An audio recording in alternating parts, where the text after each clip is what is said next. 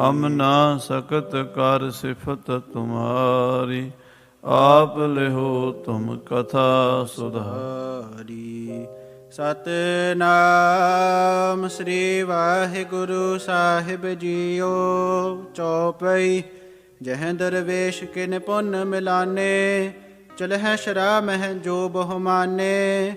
ਸਭ ਕੇ ਨਿਕਟ ਪਠਾਵਨ ਕਰਿਓ, ਲੈ ਕਾਗਦ ਭਰਾਤਾ ਜਿਮ ਧਰਿਓ।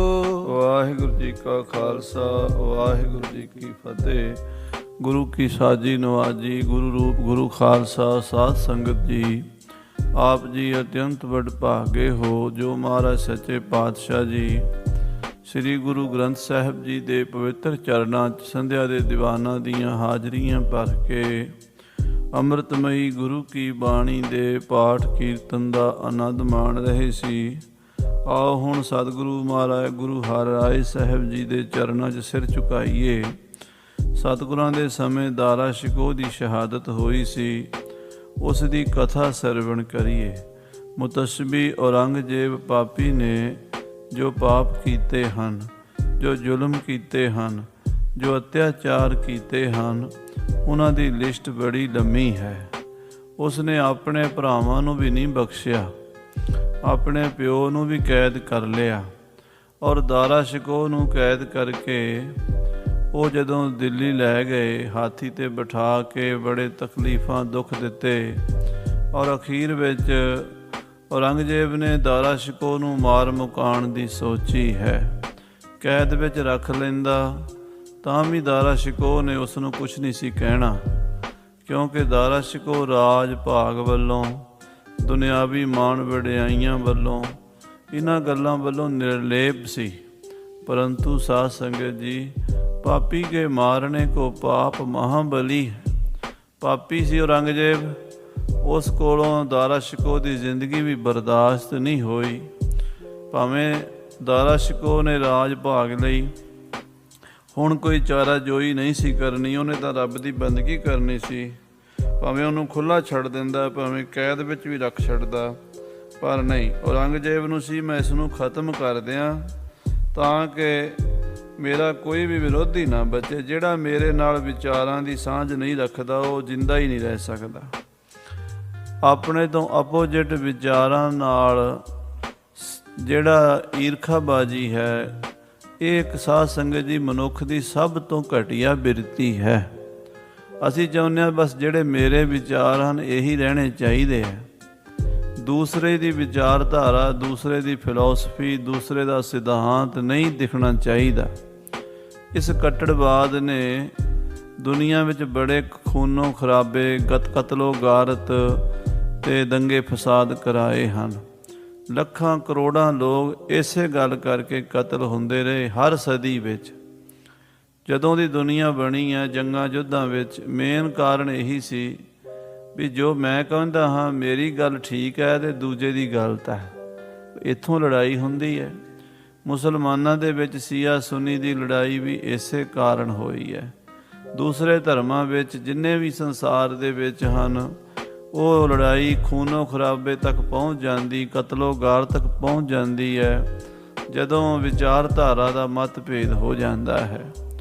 ਐਸੀ ਹਾਲਾਤ ਬਣਾ ਦਿੱਤੀ ਔਰੰਗਜ਼ੇਬ ਨੇ।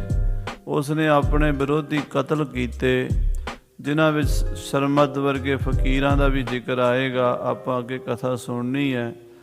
ਅੱਜ ਦਾਰਾ ਸ਼ਿਕੋਹ ਦੀ ਸ਼ਹਾਦਤ ਦਾ ਪ੍ਰਸੰਗ ਚੱਲਿਆ, ਸੁਣੀਏ ਪਿਆਰ ਨਾਲ, ਆਖੀਏ ਸਤਿਨਾਮ ਸ੍ਰੀ ਵਾਹਿਗੁਰੂ ਸਾਹਿਬ ਜੀ। ਸਤਿਨਾਮ ਸ੍ਰੀ ਵਾਹਿਗੁਰੂ ਸਾਹਿਬ ਜੀ। ਦੋਹਰਾ ਹਰਖਿਓ ਨੋ ਰੰਗ ਦੁਰਮਤੀ। ਜਦੋਂ ਦਾਰਾ ਸ਼ਿਕੋਹ ਨੂੰ ਗ੍ਰਿਫਤਾਰ ਕਰਕੇ ਦਿੱਲੀ ਲੈ ਆਏ ਤੇ ਪਾਪੀ ਔਰੰਗਾ ਬੜਾ ਖੁਸ਼ ਹੋਇਆ। ਸ਼ਰਾ ਫਾਸ ਗਰ ਜਾਹੇ। ਜਿਹਦੇ ਗਲ ਦੇ ਵਿੱਚ ਸ਼ਰਾ ਦੀ ਫਾਸੀ ਪਈ ਹੋਈ ਹੈ, ਫਾਈ ਪਈ ਹੋਈ ਹੈ। ਚਾਹਤ ਹੱਤ ਵੱਡ ਭਰਾਤ ਕੋ। ਆਪਣੇ ਵੱਡੇ ਭਾਈ ਨੂੰ ਮਾਰਨਾ ਚਾਹੁੰਦਾ ਹੈ ਔਰੰਗਜ਼ੇਬ। ਲੈ ਮਸਲਤ ਸਭ ਪਾਹੇ। ਤੇ ਆਪਣੇ ਮੁਲਾਣਿਆਂ ਕਾਜ਼ੀਆਂ ਤੋਂ ਸਲਾਹ ਲੈਂਦਾ ਹੈ, ਉਹਨੂੰ ਪੁੱਛਦਾ ਹੈ ਵੀ ਦੱਸੋ ਸ਼ਰ੍ਹਾ ਵਿੱਚ ਇਹਦੇ ਲਈ ਕੀ ਸਜ਼ਾ ਹੈ। ਚੌਪਈ ਜਹ ਦਰਵੇਸ਼ ਕਿਨ ਪੁੰਨ ਮੁਲਾਨੇ। ਜਿੱਥੇ ਕੋਈ ਫਕੀਰ ਸੰਤ ਸਨ ਜਾਂ ਪੜ੍ਹੇ ਲਿਖੇ ਕਾਜੀ ਮੁਲਾਣੇ ਸਨ, ਚਲਹਿ ਸ਼ਰਾਬ ਮਹਿ ਜੋ ਬਹੁਮਾਨੇ। ਜਿਹੜੇ ਲੋਕਾਂ ਵਿੱਚ ਇਹ ਪ੍ਰਸਿੱਧ ਸਨ ਵੀ ਇਹ ਸ਼ਰ੍ਹਾ ਵਿੱਚ ਚੱਲਦੇ ਹਨ, ਇਹ 5 ਟਾਈਮ ਦੀ ਨਮਾਜ਼ ਪੜ੍ਹਨ ਵਾਲੇ ਹਨ, ਇਹ ਬੜੇ ਪਾਕ ਪਵਿੱਤਰ ਹਨ। ਅੰਦਰੋਂ ਭਾਵੇਂ ਉਹ ਬੜੇ ਪਾਪੀ ਤੇ ਕਪਟੀ ਤੇ ਝੂਠੇ ਤੇ ਅੱਤ ਦਰਜੇ ਦੇ ਘਟੀਆ ਇਨਸਾਨ ਹੋਣ, ਬਾਹਰੋਂ ਸਾਧ ਸੰਗਤ ਜੀ ਸਾਫ ਸਫਾਈ ਰੱਖਦੇ ਹੋਣ ਨਾ, ਅਸੀਂ ਉਹਨਾਂ ਨੂੰ ਬੜਾ ਮੰਨਦੇ ਹਾਂ। ਸਾਡੇ ਸਿੱਖਾਂ 'ਚ ਵੀ ਇੱਦਾਂ ਦੇ ਬੰਦੇ ਬਹੁਤ ਨੇ, ਮੇਰੇ ਵਰਗੇ ਚੋਲੇ ਪਾਏ ਹੋਏ, ਪੋਚਵੀਆਂ ਪੱਗਾਂ ਬੰਨੀਆਂ ਹੋਈਆਂ, ਤੇ ਲੋਕਾਂ ਨੂੰ ਤਾਂ ਇਹ ਦਿਖਾਉਣਾ ਵੀ ਅਸੀਂ ਬੜੇ ਹੀ ਪਵਿੱਤਰ ਜੀਵਨ ਵਾਲੇ ਹਾਂ, ਬੜੇ ਹੀ ਸੁੱਚੇ ਸੱਚੇ, ਅਸੀਂ ਕੁਝ ਖਾਂਦੇ ਨਹੀਂ, ਕੁਝ ਪੀਂਦੇ ਨਹੀਂ, ਕੁਝ ਕਰਦੇ ਨਹੀਂ, ਇੱਦਾਂ ਦਾ ਵਿਖਾਵਾ ਕੀਤਾ ਹੁੰਦਾ ਹੈ। ਪਰ ਅੰਦਰੋਂ ਝੂਠ ਕਪਟ ਫਰੇਬ ਛਲ ਬੇਈਮਾਨੀ ਧੋਖਾ ਇਹ ਭਰਿਆ ਹੁੰਦਾ ਲਬਾ ਲਬ। ਉਹਨਾਂ ਲੋਕਾਂ ਬਾਰੇ ਬਾਣੀ 'ਚ ਬਚਨ ਹੈ, ਉਹ ਹਰ ਕੇ ਸੰਤ ਨਾ ਆਖੀਐ ਬਨਾਰਸ ਕੇ ਠੱਗ। ਉਹ ਹਰੀ ਦੇ ਸੰਤ ਨਹੀਂ ਹੁੰਦੇ, ਉਹ ਬਨਾਰਸ ਦੇ ਠੱਗ ਜ਼ਰੂਰ ਹੁੰਦੇ ਹਨ। ਗਲੀ ਜਿਨ੍ਹਾਂ ਜਪਮਾਲੀਆਂ ਲੋਟੇ ਹੱਥ ਨਿਬਗ, ਓਏ ਹਰ ਕੇ ਸੰਤ ਨਾ ਆਖੀਐ ਬਨਾਰਸ ਕੇ ਠੱਗ। ਇਹੋ ਜਿਹੇ ਮੁਸਲਮਾਨਾਂ 'ਚ ਵੀ ਹੁੰਦੇ ਨੇ, ਇਹੋ ਜਿਹੇ ਹਿੰਦੂਆਂ 'ਚ ਵੀ ਹੁੰਦੇ ਨੇ, ਇਹੋ ਜਿਹੇ ਈਸਾਈਆਂ 'ਚ ਵੀ ਹੁੰਦੇ ਨੇ, ਇਹੋ ਜਿਹੇ ਸਾਧ ਸੰਗਤ ਜੀ ਯਹੂਦੀਆਂ ਪਾਰਸੀਆਂ ਜੈਨੀਆਂ ਬੋਧੀਆਂ ਸਿੱਖਾਂ 'ਚ ਸਾਰਿਆਂ 'ਚ ਹੀ ਹੁੰਦੇ ਨੇ। ਉਹੋ ਜਿਹੇ ਬੰਦੇ ਜਿਹੜੇ ਔਰੰਗਜ਼ੇਬ ਦੇ ਪੱਖੀ ਸਨ, ਉਤੋਂ ਦਾ ਬੜੇ ਪਾਕ ਪਵਿੱਤਰ ਸ਼ਰ੍ਹਾ ਵਿੱਚ ਚੱਲਣ ਵਾਲੇ ਸਨ। ਸਭ ਕੇ ਨਿਕਟ ਪਠਾਵਨ ਕਰਿਓ। ਉਹਨਾਂ ਸਾਰਿਆਂ ਦੇ ਕੋਲ ਲਿਖ ਕੇ ਭੇਜਿਆ ਹੈ ਔਰੰਗਜ਼ੇਬ ਨੇ ਵੀ ਤੁਸੀਂ ਸਾਰੇ ਆਪਣੀ ਰਾਏ ਲਿਖਤੀ ਰੂਪ ਵਿੱਚ ਦਿਓ ਵੀ ਇਸ ਦਾਰਾ ਸ਼ਿਕੋਹ ਨੂੰ ਕੀ ਸਜ਼ਾ ਮਿਲਣੀ ਚਾਹੀਦੀ ਹੈ। ਲੈ ਕਾਗਦ ਭਰਾਤਾ ਜਿਮ ਧਰਿਓ। ਔਰੰਗਜ਼ੇਬ ਨੇ ਕਾਗਜ਼ ਲਿਖਵਾਣੇ ਸ਼ੁਰੂ ਕਰ ਦਿੱਤੇ ਹਨ, ਆਪਣੇ ਭਰਾ ਦੇ ਖਿਲਾਫ ਇੱਕ ਮੁਕੱਦਮਾ ਖੋਲ੍ਹਿਆ ਹੈ। ਵੈਸੇ ਤਾਂ ਮਾਰ ਦੇਣਾ ਸੀਗਾ, ਆਪਣਾ ਪੱਕਾ ਇਰਾਦਾ ਸੀ ਮਾਰਨਾ ਹੀ ਮਾਰਨਾ ਹੈ, ਪਰ ਲੋਕਾਂ ਦੇ ਵਿੱਚ ਸੱਚੇ ਹੋਣ ਵਾਸਤੇ ਵੀ ਮੈਂ ਉਹਨੂੰ ਐਵੇਂ ਨਹੀਂ ਮਾਰਿਆ, ਉਹਦੇ 'ਤੇ ਦੋਸ਼ ਸਨ, ਉਹ ਮਾਰਨ ਜੋਗਾ ਸੀ। ਇਹ ਕਹਾਣੀ ਸਾਬਤ ਕਰਨ ਲਈ ਝੂਠਾ ਮੁਕੱਦਮਾ ਬਣਾ ਕੇ ਕਾਜ਼ੀਆਂ ਮੁਲਾਣਿਆਂ ਦੀਆਂ ਗਵਾਹੀਆਂ ਪਵਾ ਰਿਹਾ ਹੈ। ਸ਼ਰ੍ਹਾ ਵਹਿਰ ਐਸੇ ਇਹ ਚੱਲਿਓ। ਤੇ ਝੂਠਾ ਮੁਕੱਦਮਾ ਇਹ ਬਣਾਇਆ ਵੀ ਇਹ ਸ਼ਰ੍ਹਾ ਤੋਂ ਬਾਹਰ ਚੱਲਦਾ ਹੈ, ਇਹ ਮੁਸਲਮਾਨ ਹੋ ਕੇ ਹਿੰਦੂਆਂ ਦੀਆਂ ਕਿਤਾਬਾਂ ਪੜ੍ਹਦਾ ਹੈ, ਇਹ ਉਪਨਿਸ਼ਦਾਂ ਨੂੰ ਪੜ੍ਹਦਾ ਹੈ, ਇਹ ਵੇਦ ਸ਼ਾਸਤਰਾਂ ਨੂੰ ਪੜ੍ਹਦਾ ਹੈ, ਇਹ ਹਿੰਦੂਆਂ ਦੇ ਸੰਤਾਂ ਕੋਲ ਵੀ ਜਾਂਦਾ ਹੈ ਤੇ ਮੁਸਲਮਾਨ ਫਕੀਰਾਂ ਕੋਲ ਵੀ ਜਾਂਦਾ ਹੈ। ਇਹ ਦੋਵਾਂ ਧਰਮਾਂ ਨੂੰ ਮੰਨਦਾ ਹੈ, ਇਹ ਸਾਰੇ ਧਰਮਾਂ ਨੂੰ ਮੰਨਦਾ ਹੈ। ਇਸ ਬੰਦੇ ਨੂੰ ਕਤਲ ਕਰਨਾ ਚਾਹੀਦਾ, ਇਹ ਮੁਕੱਦਮਾ ਬਣਾਇਆ ਹੈ। ਅਬ ਲੋ ਸੰਕਟ ਨਹਿ ਕੋ ਮਿਲਿਓ। ਅਜੇ ਤੱਕ ਇਹਨੂੰ ਸ਼ਰ੍ਹਾ ਦੇ ਉਲਟ ਚੱਲਣ ਦੀ ਕੋਈ ਸਜ਼ਾ ਨਹੀਂ ਮਿਲੀ। ਮਾਰਨ ਉਚਿਤ ਲਖੋ ਬੁੱਧ ਸਾਥ। ਮੇਰਾ ਖਿਆਲ ਹੈ ਇਸ ਬੰਦੇ ਨੂੰ ਮਾਰ ਦੇਣਾ ਚਾਹੀਦਾ ਹੈ, ਇਸ ਦਾਰਾ ਸ਼ਿਕੋਹ ਦਾ ਸਿਰ ਕਲਮ ਕਰ ਦੇਣਾ ਚਾਹੀਦਾ ਹੈ। ਲਿਖੋ ਨਿਸ਼ਾਨੀ ਨਿਜ ਨਿਜ ਹਾਥ। ਤੇ ਬਈ ਤੁਸੀਂ ਸਾਰੇ ਕਾਜੀ ਮੁਲਾਣੇ ਆਪਣੇ ਦਸਖਤ ਕਰਕੇ ਲਿਖ ਕੇ ਦਿਓ ਵੀ ਇਹਨੂੰ ਮਾਰਨਾ ਚਾਹੀਦਾ ਜਾਂ ਛੱਡ ਦੇਣਾ ਚਾਹੀਦਾ ਹੈ। ਸੁਨਨੋ ਰੰਗ ਕੋ ਸਵਾਲ ਮੁਲਾਨੇ। ਹੁਣ ਔਰੰਗਜ਼ੇਬ ਦਾ ਇਹ ਸਵਾਲ ਸੁਣ ਕੇ ਜਿਹੜੇ ਕੱਟੜ ਮੁਤੱਸਬੀ ਪਖੰਡੀ ਮੁਲਾਣੇ ਸਨ, ਮੂੜ ਜੇ ਨਹਿ ਖੁਦਾਏ ਕੋ ਜਾਣੇ। ਕਵੀ ਜੀ ਕਹਿੰਦੇ ਜਿਹੜੇ ਰੱਜ ਕੇ ਮੂਰਖ ਸਨ, ਰੱਬ ਨੂੰ ਤਾਂ ਉਹਨਾਂ ਨੇ ਸੁਪਨੇ ਵਿੱਚ ਵੀ ਨਹੀਂ ਸੀ ਜਾਣਿਆ, ਖੁਦਾ ਨੂੰ ਨਹੀਂ ਸੀ ਜਾਣਦੇ, ਬਸ ਆਪ ਹੀ ਖੁਦਾ ਬਣੇ ਫਿਰਦੇ ਸੀ ਵੀ ਅਸੀਂ ਬਸ ਸ਼ਰ੍ਹਾ ਵਿੱਚ ਪੱਕੇ ਹਾਂ, 5 ਟਾਈਮ ਦੀ ਅਸੀਂ ਨਮਾਜ਼ ਪੜ੍ਹਦੇ ਹਾਂ, ਅਸੀਂ ਰੋਜ਼ ਕੁਰਾਨ ਪੜ੍ਹਦੇ ਹਾਂ, ਅਸੀਂ ਰੋਜ਼ ਮਾਲਾ ਫੇਰਦੇ ਹਾਂ, ਤਸਬੀਹ ਫੇਰਦੇ ਹਾਂ, ਬਸ ਠੀਕ ਹੈ, ਅਸੀਂ ਸਭ ਕੁਛ ਹਾਂ। ਇਹੋ ਜਿਹੇ ਹੰਕਾਰੀ, ਲਾਲਚੀ ਤੇ ਖੁਸ਼ਾਮਦ ਵਾਲੇ, ਇਹ ਰਾਜਿਆਂ ਮਹਾਰਾਜਿਆਂ ਦੇ ਬਾਦਸ਼ਾਹਾਂ ਦੀ ਖੁਸ਼ਾਮਦ ਕਰਨ ਵਾਲਾ ਬੰਦਾ ਕੋਈ ਵੀ ਹੋਵੇ, ਸਾਧ ਸੰਗਤ, ਬਾਦਸ਼ਾਹ ਔਰੰਗਜ਼ੇਬ ਹੋਵੇ, ਭਾਵੇਂ ਕੋਈ ਅੱਜ ਦਾ ਬਾਦਸ਼ਾਹ ਹੋਵੇ ਤੇ ਭਾਵੇਂ ਕਿਸੇ ਜ਼ਮਾਨੇ ਦਾ ਹੋਵੇ, ਜਿਹੜਾ ਉਹਦੀ ਖੁਸ਼ਾਮਦ ਕਰਨ ਵਾਲਾ ਬੰਦਾ ਉਹ ਧਰਮੀ ਨਹੀਂ ਹੋ ਸਕਦਾ। ਆਖੋ ਸ੍ਰੀ ਵਾਹਿਗੁਰੂ। ਧਰਮੀ ਬੰਦਾ ਕਿਸੇ ਦੀ ਖੁਸ਼ਾਮਦ ਕਰਦਾ ਨਹੀਂ, ਤੇ ਜਿਹੜਾ ਖੁਸ਼ਾਮਦ ਕਰਦਾ ਉਹ ਧਰਮੀ ਹੁੰਦਾ ਹੀ ਨਹੀਂ। ਹਾਂਜੀ। ਮਾਰਨ ਉਚਤਾ ਲਿਖ ਲਿਖ ਦੀਨ। ਸਾਰਿਆਂ ਕਾਜ਼ੀਆਂ ਮੁਲਾਣਿਆਂ ਨੇ, ਸ਼ਰ੍ਹਾ 'ਚ ਅੰਨੇ ਹੋਏ ਲੋਕਾਂ ਨੇ ਇਹੀ ਲਿਖ ਕੇ ਦਿੱਤਾ ਵੀ ਇਹਨੂੰ ਕਤਲ ਕਰ ਦਿਓ, ਇਹ ਬੰਦਾ ਜੀਣ ਜੋਗਾ ਨਹੀਂ ਹੈ, ਇਹਨੂੰ ਜਿਉਂਦਾ ਰੱਖਣਾ ਸ਼ਰਅ ਦੇ ਲਈ ਖਤਰਾ ਹੈ, ਇਹ ਇਸਲਾਮ ਲਈ ਖਤਰਾ ਹੈ, ਇਹ ਸਾਡੀ ਰਾਜਨੀਤੀ ਲਈ ਧਰਮ ਲਈ ਖਤਰਾ ਹੈ। ਇੱਦਾਂ ਦੀਆਂ ਝੂਠੀਆਂ ਗੱਲਾਂ ਲਿਖ ਕੇ ਨੌ ਰੰਗ ਕੋ ਡਰ ਔਰ ਬਹੁ ਕੀਨ। ਕਿਉਂਕਿ ਸਾਰੇ ਕਾਜੀ ਮੁਲਾਣੇ ਔਰੰਗਜ਼ੇਬ ਤੋਂ ਡਰਦੇ ਵੀ ਸਨ। ਡਰ ਵੀ ਪਾਪ ਦੀ ਮਾਂ ਹੈ ਸਾਧ ਸੰਗਤ ਜੀ। ਜਦੋਂ ਡਰ ਆ ਜਾਂਦਾ ਨਾ ਤੇ ਉਦੋਂ ਸਮਝੋ ਪਾਪ ਬੰਦਾ ਕਰਦਾ। ਕਈ ਬੰਦੇ ਡਰ ਕੇ ਹੀ ਪਾਪ ਕਰੀ ਜਾਂਦੇ ਆ। ਤਾਂ ਉਹਨਾਂ ਕਾਜੀ ਮੁਲਾਣਿਆਂ ਨੇ, ਕੁਝ ਨੇ ਡਰਦਿਆਂ ਨੇ, ਕੁਝ ਨੇ ਈਰਖਾ ਨਾਲ ਇਹ ਸਭ ਲਿਖ ਕੇ ਦਿੱਤਾ ਵੀ ਦਾਰਾ ਸ਼ਿਕੋਹ ਨੂੰ ਕਤਲ ਕਰ ਦੇਣਾ ਚਾਹੀਦਾ ਹੈ। ਜੇ ਲੋਭੀ ਲੰਪਟ ਕੁੜਿਆਰੇ। ਜਿਹੜੇ ਲਾਲਚੀ ਸਨ, ਲੋਭੀ ਸਨ, ਲੰਪਟ ਸਨ, ਝੂਠੇ ਸਨ, ਬੰਦੇ ਅੰਦਰੋਂ ਬਹੁਤ ਹੀ ਕਰੈਕਟਰਲੈਸ ਬੰਦੇ ਸਨ, ਬਾਹਰੋਂ ਬੜੇ ਸੱਚੇ ਸੁੱਚੇ ਬਣ ਕੇ ਬੈਠੇ ਸਨ। ਲਿਖਿਓ ਸਭਿਨ ਦੀਜਹਿ ਇਸ ਮਾਰੇ। ਉਹਨਾਂ ਪਾਪੀ ਬੰਦਿਆਂ ਨੇ ਮਹਾਪੁਰਸ਼ ਦਾਰਾ ਸ਼ਿਕੋਹ ਨੂੰ ਫਤਵਾ ਲਿਖ ਦਿੱਤਾ, ਇਸ ਨੂੰ ਮਾਰ ਦਿਓ, ਇਸ ਬੰਦੇ ਨੂੰ ਕਤਲ ਕਰ ਦਿਓ, ਇਹ ਇਸਲਾਮ ਦੇ ਉਲਟ ਚੱਲਦਾ ਹੈ। ਹਾਂਜੀ। ਦੇਸ਼ ਵਿਦੇਸ਼ਨ ਜਹ ਕਹਿ ਸਾਰੇ। ਸਾਰੇ ਦੇਸ਼ਾਂ ਵਿਦੇਸ਼ਾਂ ਵਿੱਚ ਲਿਖ ਲਿਖ ਪਠ ਦੀਨੇ ਹਲਕਾਰੇ। ਇਹ ਹਲਕਾਰੇ ਭੇਜੇ ਗਏ ਬਈ ਫਲਾਣੇ ਮੌਲਵੀ ਕੋਲੋਂ ਲਿਖਵਾ ਕੇ ਲਿਆਓ, ਫਲਾਣੇ ਕਾਜੀ ਕੋਲੋਂ ਲਿਖਵਾ ਕੇ ਲਿਆਓ। ਜਿੰਨੇ ਵੱਡੇ ਵੱਡੇ ਮੌਲਵੀ, ਕੋਈ ਲਾਹੌਰ 'ਚ ਬੈਠਾ ਸੀ, ਕੋਈ ਪਿਸ਼ਾਵਰ 'ਚ ਬੈਠਾ ਸੀ, ਕੋਈ ਸਹਾਰਨਪੁਰ ਬੈਠਾ ਸੀ, ਕੋਈ ਅਵਧ ਵਿੱਚ ਬੈਠਾ ਸੀ। 22 ਸੂਬੇ ਹਿੰਦੁਸਤਾਨ ਦੇ ਤੇ 22 ਸੂਬਿਆਂ ਵਿੱਚ ਬੜੇ ਬੜੇ ਕਾਜੀ ਮੁੱਲਾ ਜਿਨ੍ਹਾਂ ਦਾ ਨਾਂ ਬੜਾ ਮਸ਼ਹੂਰ ਸੀ। ਕਿਉਂਕਿ ਇਹ ਜਿਹੜੇ ਰਾਜਨੀਤਿਕ ਲੋਕ ਹੁੰਦੇ ਨੇ ਨਾ, ਇਹ ਮਸ਼ਹੂਰ ਧਾਰਮਿਕ ਬੰਦਿਆਂ ਨੂੰ ਫੜਦੇ ਨੇ ਵੀ ਜਿਹੜੇ ਬੰਦੇ ਧਾਰਮਿਕ ਹੋਣ, ਮਸ਼ਹੂਰ ਹੋਣ, ਪ੍ਰਸਿੱਧ ਹੋਣ, ਉਹਨਾਂ ਕੋਲੋਂ ਕੰਮ ਕਰਵਾਉਂਦੇ ਨੇ। ਔਰੰਗਜ਼ੇਬ ਨੇ ਜਿਹੜੇ ਕਾਜੀ ਮੁਲਾਣੇ ਵੱਡੇ ਵੱਡੇ ਸੀ ਨਾ, ਉਹਨਾਂ ਨੂੰ ਕਾਬੂ ਕੀਤਾ ਹੋਇਆ ਸੀ, ਉਹਨਾਂ ਦੀ ਮਸ਼ਹੂਰੀ ਸੀ। ਕੱਲ੍ਹ ਨੂੰ ਕੋਈ ਪੁੱਛੇਗਾ ਵੀ ਦਾਰਾ ਸ਼ਿਕੋਹ ਨੂੰ ਤੁਸੀਂ ਕਤਲ ਕਿਉਂ ਕੀਤਾ, ਤੇ ਅਸੀਂ ਕਹਿ ਦਿਆਂਗੇ ਆ ਫਲਾਣੇ ਫਲਾਣੇ ਕਾਜੀ ਨੇ, ਐਡੇ ਵੱਡੇ ਬੰਦਿਆਂ ਨੇ ਕਿਹਾ ਵੀ ਇਹਨੂੰ ਕਤਲ ਕਰ ਦਿਓ। ਅਸੀਂ ਤਾਂ ਨਹੀਂ ਕੀਤਾ, ਕਾਜੀਆਂ ਦੇ ਮੁਲਾਣਿਆਂ ਦੇ ਕਿਹਾ ਤੇ ਕੀਤਾ। ਸੱਚੇ ਬਣਨ ਵਾਸਤੇ ਔਰੰਗਜ਼ੇਬ ਨੇ ਆਪਣੇ ਹਿੰਦੁਸਤਾਨ ਦੇ ਜਿੰਨੇ ਵੀ ਵੱਡੇ ਵੱਡੇ ਬੰਦੇ ਸਨ, ਜਿਹੜੇ ਕੱਟੜ ਸਨ, ਮੁਤੱਸਬੀ, ਈਰਖਾਲੂ ਤੇ ਰਾਜਨੀਤਿਕ ਬੰਦੇ ਸਨ ਪਰ ਧਰਮ ਦਾ ਚੋਲਾ ਪਾਈ ਬੈਠੇ ਸਨ, ਉਹਨਾਂ ਕੋਲੋਂ ਲਿਖਵਾ ਲਿਆ ਹੈ। ਅਹੰ ਬ੍ਰਹਮ ਬੋਲਨ ਇਨਕੀਨ। ਸਭ ਤੋਂ ਵੱਡਾ ਇਲਜ਼ਾਮ ਕੀ ਲਾਇਆ? ਸਭ ਤੋਂ ਵੱਡਾ ਇਲਜ਼ਾਮ ਇਹ ਲਾਇਆ ਵੀ ਦਾਰਾ ਸ਼ਿਕੋਹ ਕਹਿੰਦਾ ਅਹੰ ਬ੍ਰਹਮ ਅਸਮੀ, ਮੈਂ ਬ੍ਰਹਮ ਹਾਂ, ਅਨਲ ਹੱਕ। ਮੁਸਲਮਾਨਾਂ ਦੀ ਫਾਰਸੀ ਬੋਲੀ 'ਚ ਅਨਲ ਹੱਕ ਕਹਿੰਦੇ ਨੇ, ਮੈਂ ਬ੍ਰਹਮ ਹਾਂ। ਆਤਮਾ ਪਰਮਾਤਮਾ ਜਦੋਂ ਇੱਕ ਹੋ ਜਾਂਦੀ ਹੈ ਨਾ ਸਾਧ ਸੰਗਤ ਜੀ, ਉਦੋਂ ਬ੍ਰਹਮ ਗਿਆਨੀ ਨੂੰ ਇਦਾਂ ਹੀ, ਸਾਰਿਆਂ ਨੂੰ ਇਦਾਂ ਲੱਗਦਾ। ਬਾਣੀ ਵਿੱਚ ਵੀ ਬਚਨ ਆਉਂਦਾ, ਸੋਈ ਫਿਰ ਕਹਿ ਤੂੰ ਪਿਆ ਜਾਂ ਕੋ ਕਹਿਤਾ ਔਰ। ਪਰ ਉਸ ਅਵਸਥਾ 'ਚ ਪਹੁੰਚੇ ਤੋਂ ਬਿਨਾਂ ਨਹੀਂ ਕਹਿਣਾ ਚਾਹੀਦਾ। ਜੇ ਪਹੁੰਚ ਜਾਵੇ ਫਿਰ ਆਪੇ ਹੀ ਮੂੰਹ ਤੋਂ ਨਿਕਲਦਾ, ਫਿਰ ਕਹਿੰਦਾ ਥੋੜ੍ਹਾ। ਉਹ ਜਿਹੜਾ ਬ੍ਰਹਮ ਗਿਆਨੀ ਉਹ ਬੋਲਦਾ ਨਹੀਂ, ਬਿਨਾਂ ਬੋਲਿਆ ਹੀ ਬੋਲ ਪੈਂਦਾ। ਆਖੋ ਸ੍ਰੀ ਵਾਹਿਗੁਰੂ। ਉਹ ਸੋਚ ਕੇ ਨਹੀਂ ਮੈਂ ਕਹਿੰਦਾ ਵੀ ਮੈਂ ਬ੍ਰਹਮ ਅਸਮੀ ਕੋ ਆਵਾਂਗਾ, ਉਹਦੇ ਆਪੇ ਹੀ ਜਿਵੇਂ ਸੋਮਾ ਪਾਟ ਜਾਂਦਾ ਨਾ ਕੋਈ, ਤੇ ਪਾਣੀ ਆਪੇ ਨਿਕਲ ਆਉਂਦਾ ਪਹਾੜ ਦੇ ਵਿੱਚੋਂ। ਪਹਾੜ ਦੇ ਵਿੱਚੋਂ ਕੋਈ ਮੋਟਰ ਨਹੀਂ ਲਾਣੀ ਪੈਂਦੀ, ਪਹਾੜ ਦਾ ਆਪੇ ਹੀ ਸੋਮਾ ਚੱਲਦਾ।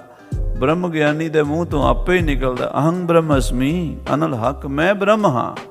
ਕਹੋ ਕਬੀਰ ਰਾਮ ਕੀ ਅੰਸ, ਅਬ ਤੋ ਜਾਏ ਚੜੇ ਸਿੰਘਾਸਨ, ਮਿਲੇ ਹੈ ਸਾਰੰਗ ਪਾਣੀ, ਰਾਮ ਕਬੀਰਾ ਏਕ ਭਏ ਹੈ, ਕੋਈ ਨਾ ਸਕੈ ਪਛਾਨੀ।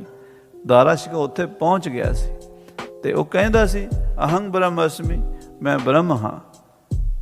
ਇਹ ਦੋਸ਼ ਇਲਜ਼ਾਮ ਲਾਇਆ ਗਿਆ ਕਿ ਇਹ ਆਪਣੇ ਆਪ ਨੂੰ ਪਰਮਾਤਮਾ ਖੁਦਾ ਕਹਿੰਦਾ ਹੈ। ਬਨਿਓ ਖੁਦਾਏ ਆਪ ਕੋ ਚੀਨ। ਤੇ ਦੇਖੋ ਜੀ, ਇਹ ਦਾਰਾ ਸ਼ਿਕੋਹ ਖੁਦਾ ਬਣੀ ਫਿਰਦਾ, ਇਹ ਰੱਬ ਬਣੀ ਫਿਰਦਾ ਹੈ। ਇਸ ਕੀ ਅਪਰ ਸਜ਼ਾਏ ਨਾ ਕੋਏ। ਸਾਰੇ ਕਾਜੀ ਮੁਲਾਣਿਆਂ ਨੇ ਸ਼ਰਅ ਦੀਆਂ ਕਿਤਾਬਾਂ ਫਰੋਲ ਕੇ ਲਿਖ ਕੇ ਫਲਾਣੀ ਹਦੀਸ 'ਚ ਲਿਖਿਆ ਹੈ, ਫਲਾਣੀ ਕਿਤਾਬ 'ਚ ਲਿਖਿਆ ਹੈ, ਫਲਾਣੇ ਮੌਲਵੀ ਨੇ ਲਿਖਿਆ ਹੈ, ਆਹ ਮੈਂ ਫਲਾਣੇ ਕਾਨੂੰਨ ਦੇ ਮੁਤਾਬਕ ਲਿਖ ਰਿਹਾ।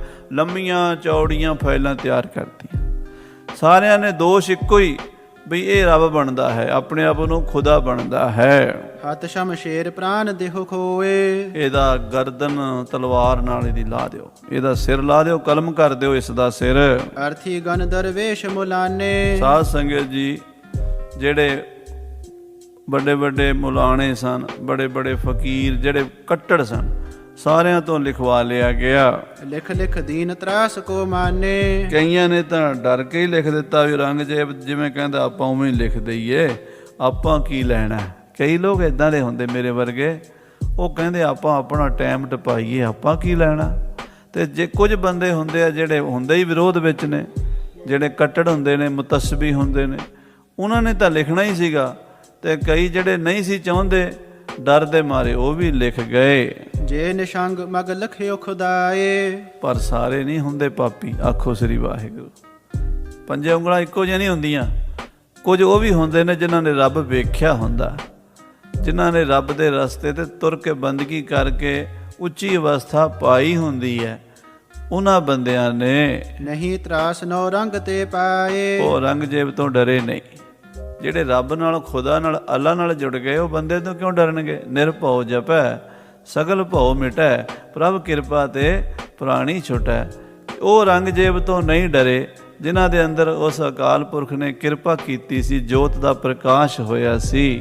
ਤਿਨਹੁ ਸਾਚ ਲਿਖ ਕਾਗਦ ਪਠੇ। ਉਹਨਾਂ ਨੇ ਸੱਚੋ ਸੱਚ ਲਿਖਿਆ, ਉਹਨਾਂ ਨੇ ਕਾਗਜ਼ ਤੇ ਲਿਖਿਆ, ਔਰੰਗਜ਼ੇਬ ਇਹ ਬੰਦਾ ਮਾਰਨ ਯੋਗ ਨਹੀਂ ਹੈ, ਇਸ ਨੂੰ ਮੌਤ ਦੀ ਸਜ਼ਾ ਨਹੀਂ ਦਿੱਤੀ ਜਾ ਸਕਦੀ। ਕਿਉਂ?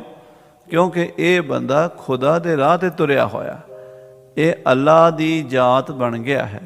ਇਸ ਕੁਰਾਨ ਵਿੱਚ ਵੀ ਹੈ ਵੀ ਫਕੀਰ ਜਿਹੜੇ ਹਨ ਉਹ ਰੱਬ ਦੇ ਭਗਤ, ਰੱਬ ਦਾ ਹੀ ਰੂਪ ਹੁੰਦੇ। ਸਾਰੇ ਧਰਮ ਗ੍ਰੰਥ ਮੰਨਦੇ, ਪਰ ਉਸ ਗੱਲ ਨੂੰ, ਉਹ ਪਾਠ ਨੂੰ ਤਾਂ ਪੜ੍ਹਦੇ ਹੀ ਨਹੀਂ, ਉਹ ਤਾਂ ਉਸ ਪਾਸੇ ਦਾ ਤੁਰਦੇ ਹੀ ਨਹੀਂ। ਕੱਟੜ ਲੋਕ ਜਿਹੜੇ ਨੇ ਉਹ ਕੁਰਾਨ ਦੀਆਂ, ਹਦੀਸਾਂ ਦੀਆਂ ਵਿਆਖਿਆਵਾਂ ਆਪਣੇ ਢੰਗ ਨਾਲ ਕਰਦੇ ਆ। ਹਾਂਜੀ, ਜਿਤ ਮਹਿ ਦੁਖੀ ਭਇਓ ਜਿਨ ਪਠੇ। ਕਹਿੰਦੇ ਉਹਨਾਂ ਨੇ ਜਦੋਂ ਵੇਖਿਆ, ਉਹਨਾਂ ਦੇ ਕੋਲ ਗਿਆ, ਬਈ ਤੁਸੀਂ ਦੱਸੋ ਤੁਹਾਡੀ ਕੀ ਰਾਏ ਹੈ। ਉਹ ਕਹਿੰਦੇ ਸਾਡੀ ਰਾਏ ਆ ਵੀ ਇਹਦਾ ਕੋਈ ਕਸੂਰ ਨਹੀਂ, ਇਹਨੂੰ ਨਹੀਂ ਮਾਰਨਾ, ਇਹ ਬੰਦਾ ਧਰਮੀ ਹੈ। ਪਰ ਉਹ ਬੰਦੇ ਜਿਹੜੇ ਲਿਖਣ ਵਾਲੇ ਸੀ ਨਾ ਦਾਰਾ ਸ਼ਿਕੋਹ ਦੇ ਹੱਕ ਵਿੱਚ, ਉਹ 5-7% ਹੀ ਸਨ। 90-95% ਝੂਠ। ਦੁਨੀਆ ਦੇ ਵਿੱਚ ਹੁੰਦਾ ਕੀ ਹੈ, ਭਾਵੇਂ ਸਾਧ ਸੰਗਤ ਜੀ ਕੋਈ ਵੀ ਸਮਾਜ ਹੈ, ਕੋਈ ਵੀ ਦੇਸ਼ ਹੈ, ਕੋਈ ਵੀ ਧਰਮ ਹੈ, ਕੋਈ ਕੌਮ ਹੈ, ਜਿਹੜੇ ਅਸਲ ਸੱਚਾਈ ਦੇ ਰਾਹ ਤੇ ਤੁਰਨ ਵਾਲੇ ਤਾਂ 2-4% ਹੀ ਹੁੰਦੇ ਆ। ਉਹ ਬੰਦੇ ਸੱਚੀ ਗੱਲ ਕਰਕੇ ਵਿਚਾਰੇ ਆਪਣੀ ਜਾਨ ਵੀ ਦੇ ਬਹਿੰਦੇ ਆ। 95% ਝੂਠ ਹੁੰਦਾ ਹੈ। ਮਹਾਰਾਜ ਨੇ ਬਾਣੀ 'ਚ ਲਿਖਤਾ, ਕੂੜ ਫਿਰੈ ਪ੍ਰਧਾਨ ਵੇ ਲਾਲੋ। ਜਿੱਥੇ 95 ਇੱਕ ਪਾਸੇ ਹੋਣ, 2-4 ਬੰਦੇ ਇੱਕ ਪਾਸੇ ਹੋਣ, 2-4 ਦੀ ਕੌਣ ਸੁਣਦਾ ਹੈ। ਹਾਂਜੀ, ਸਭ ਬਿਦ ਦਾਰ ਸ਼ਿਕੋਹ ਸੁਜਾਨਾ। ਦਾਰਾ ਸ਼ਿਕੋਹ ਨੂੰ ਤਾਂ ਜੋਤ ਪ੍ਰਕਾਸ਼ ਹੋਈ ਸੀ, ਉਹ ਤਾਂ ਰੱਬ ਨਾਲ ਜੁੜਿਆ ਹੋਇਆ ਸੀ, ਤੇ ਉਹਦੇ ਪੱਖੀਆਂ ਨੇ ਲਿਖ ਦਿੱਤਾ। ਉਹ ਕਹਿੰਦੇ ਦੇਖੋ ਇਹ ਗਲਤੀ ਨਾ ਕਰਿਆ ਜੇ।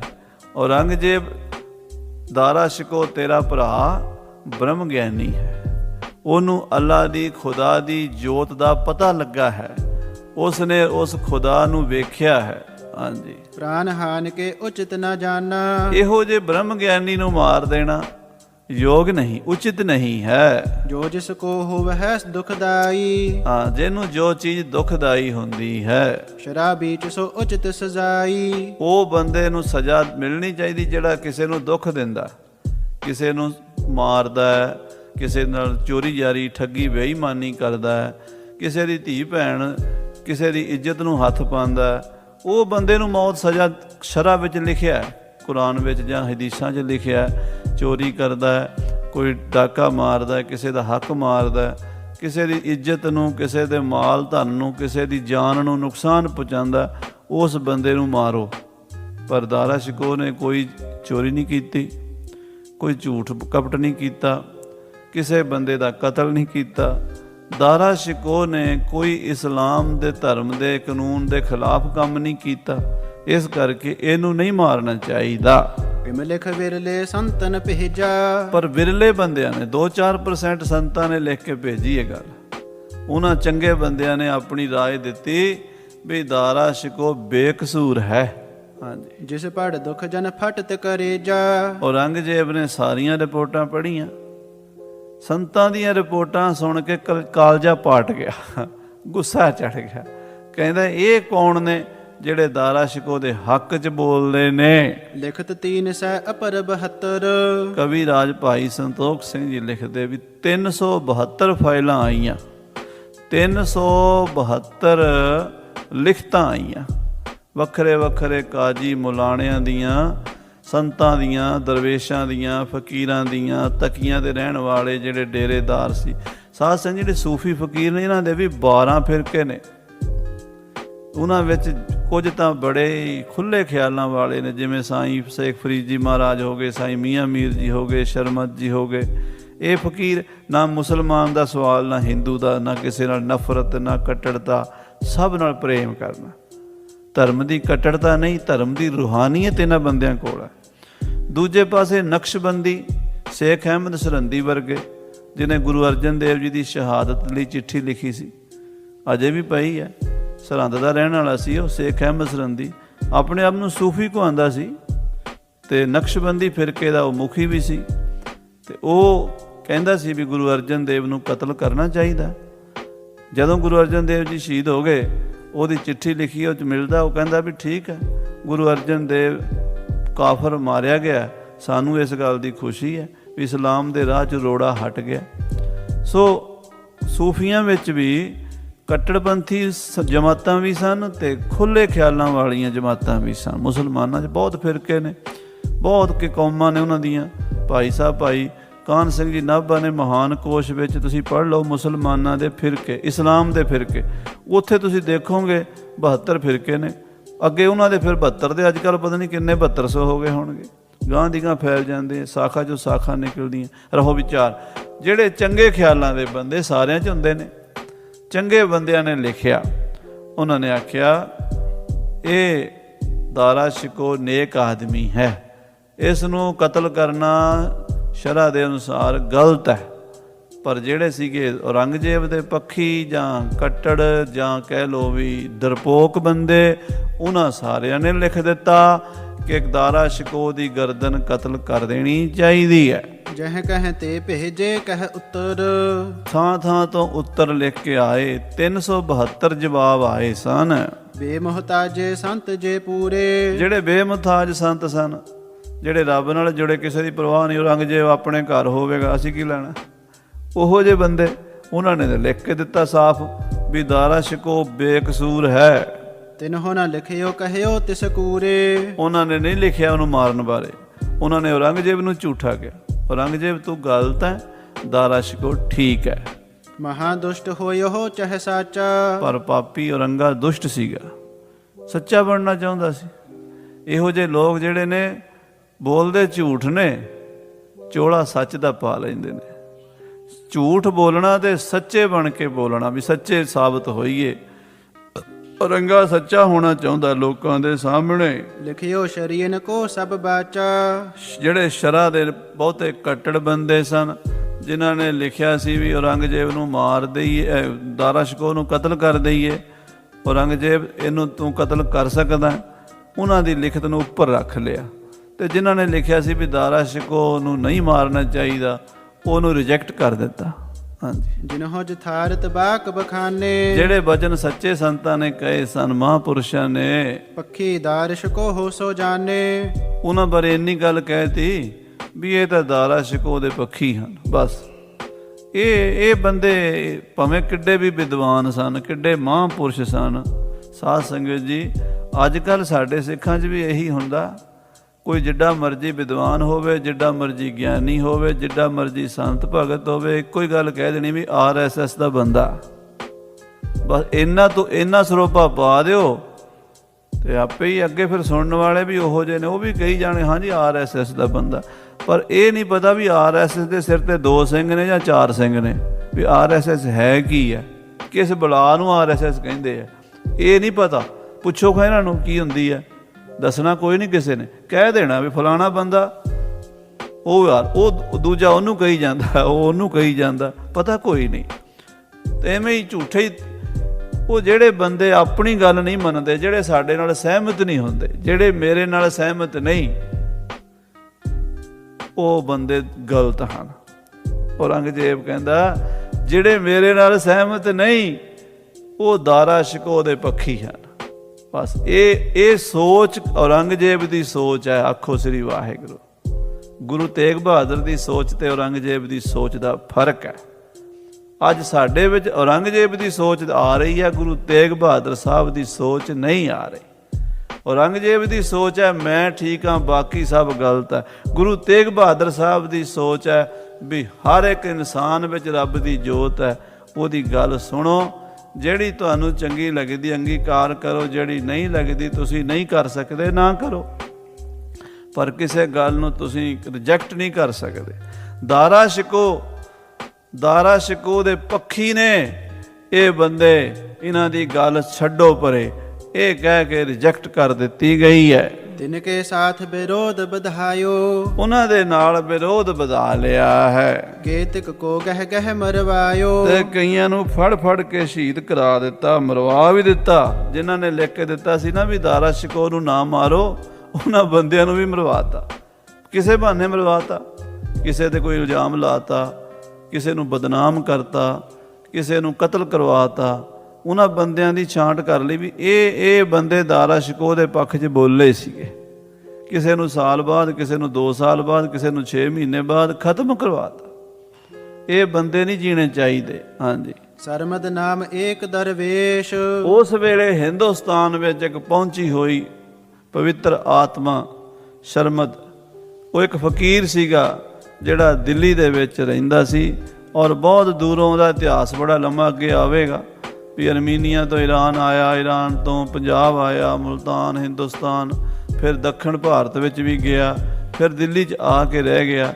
ਉਹ ਮਹਾਂਪੁਰਸ਼ ਇੱਕ ਬਹੁਤ ਪਹੁੰਚੀ ਹੋਈ ਹਸਤੀ ਸੀ ਤੇ ਨੰਗਾ ਰਹਿੰਦਾ ਸੀਗਾ, ਕੋਈ ਕੱਪੜਾ ਨਹੀਂ ਸੀ ਪਹਿਨਦਾ।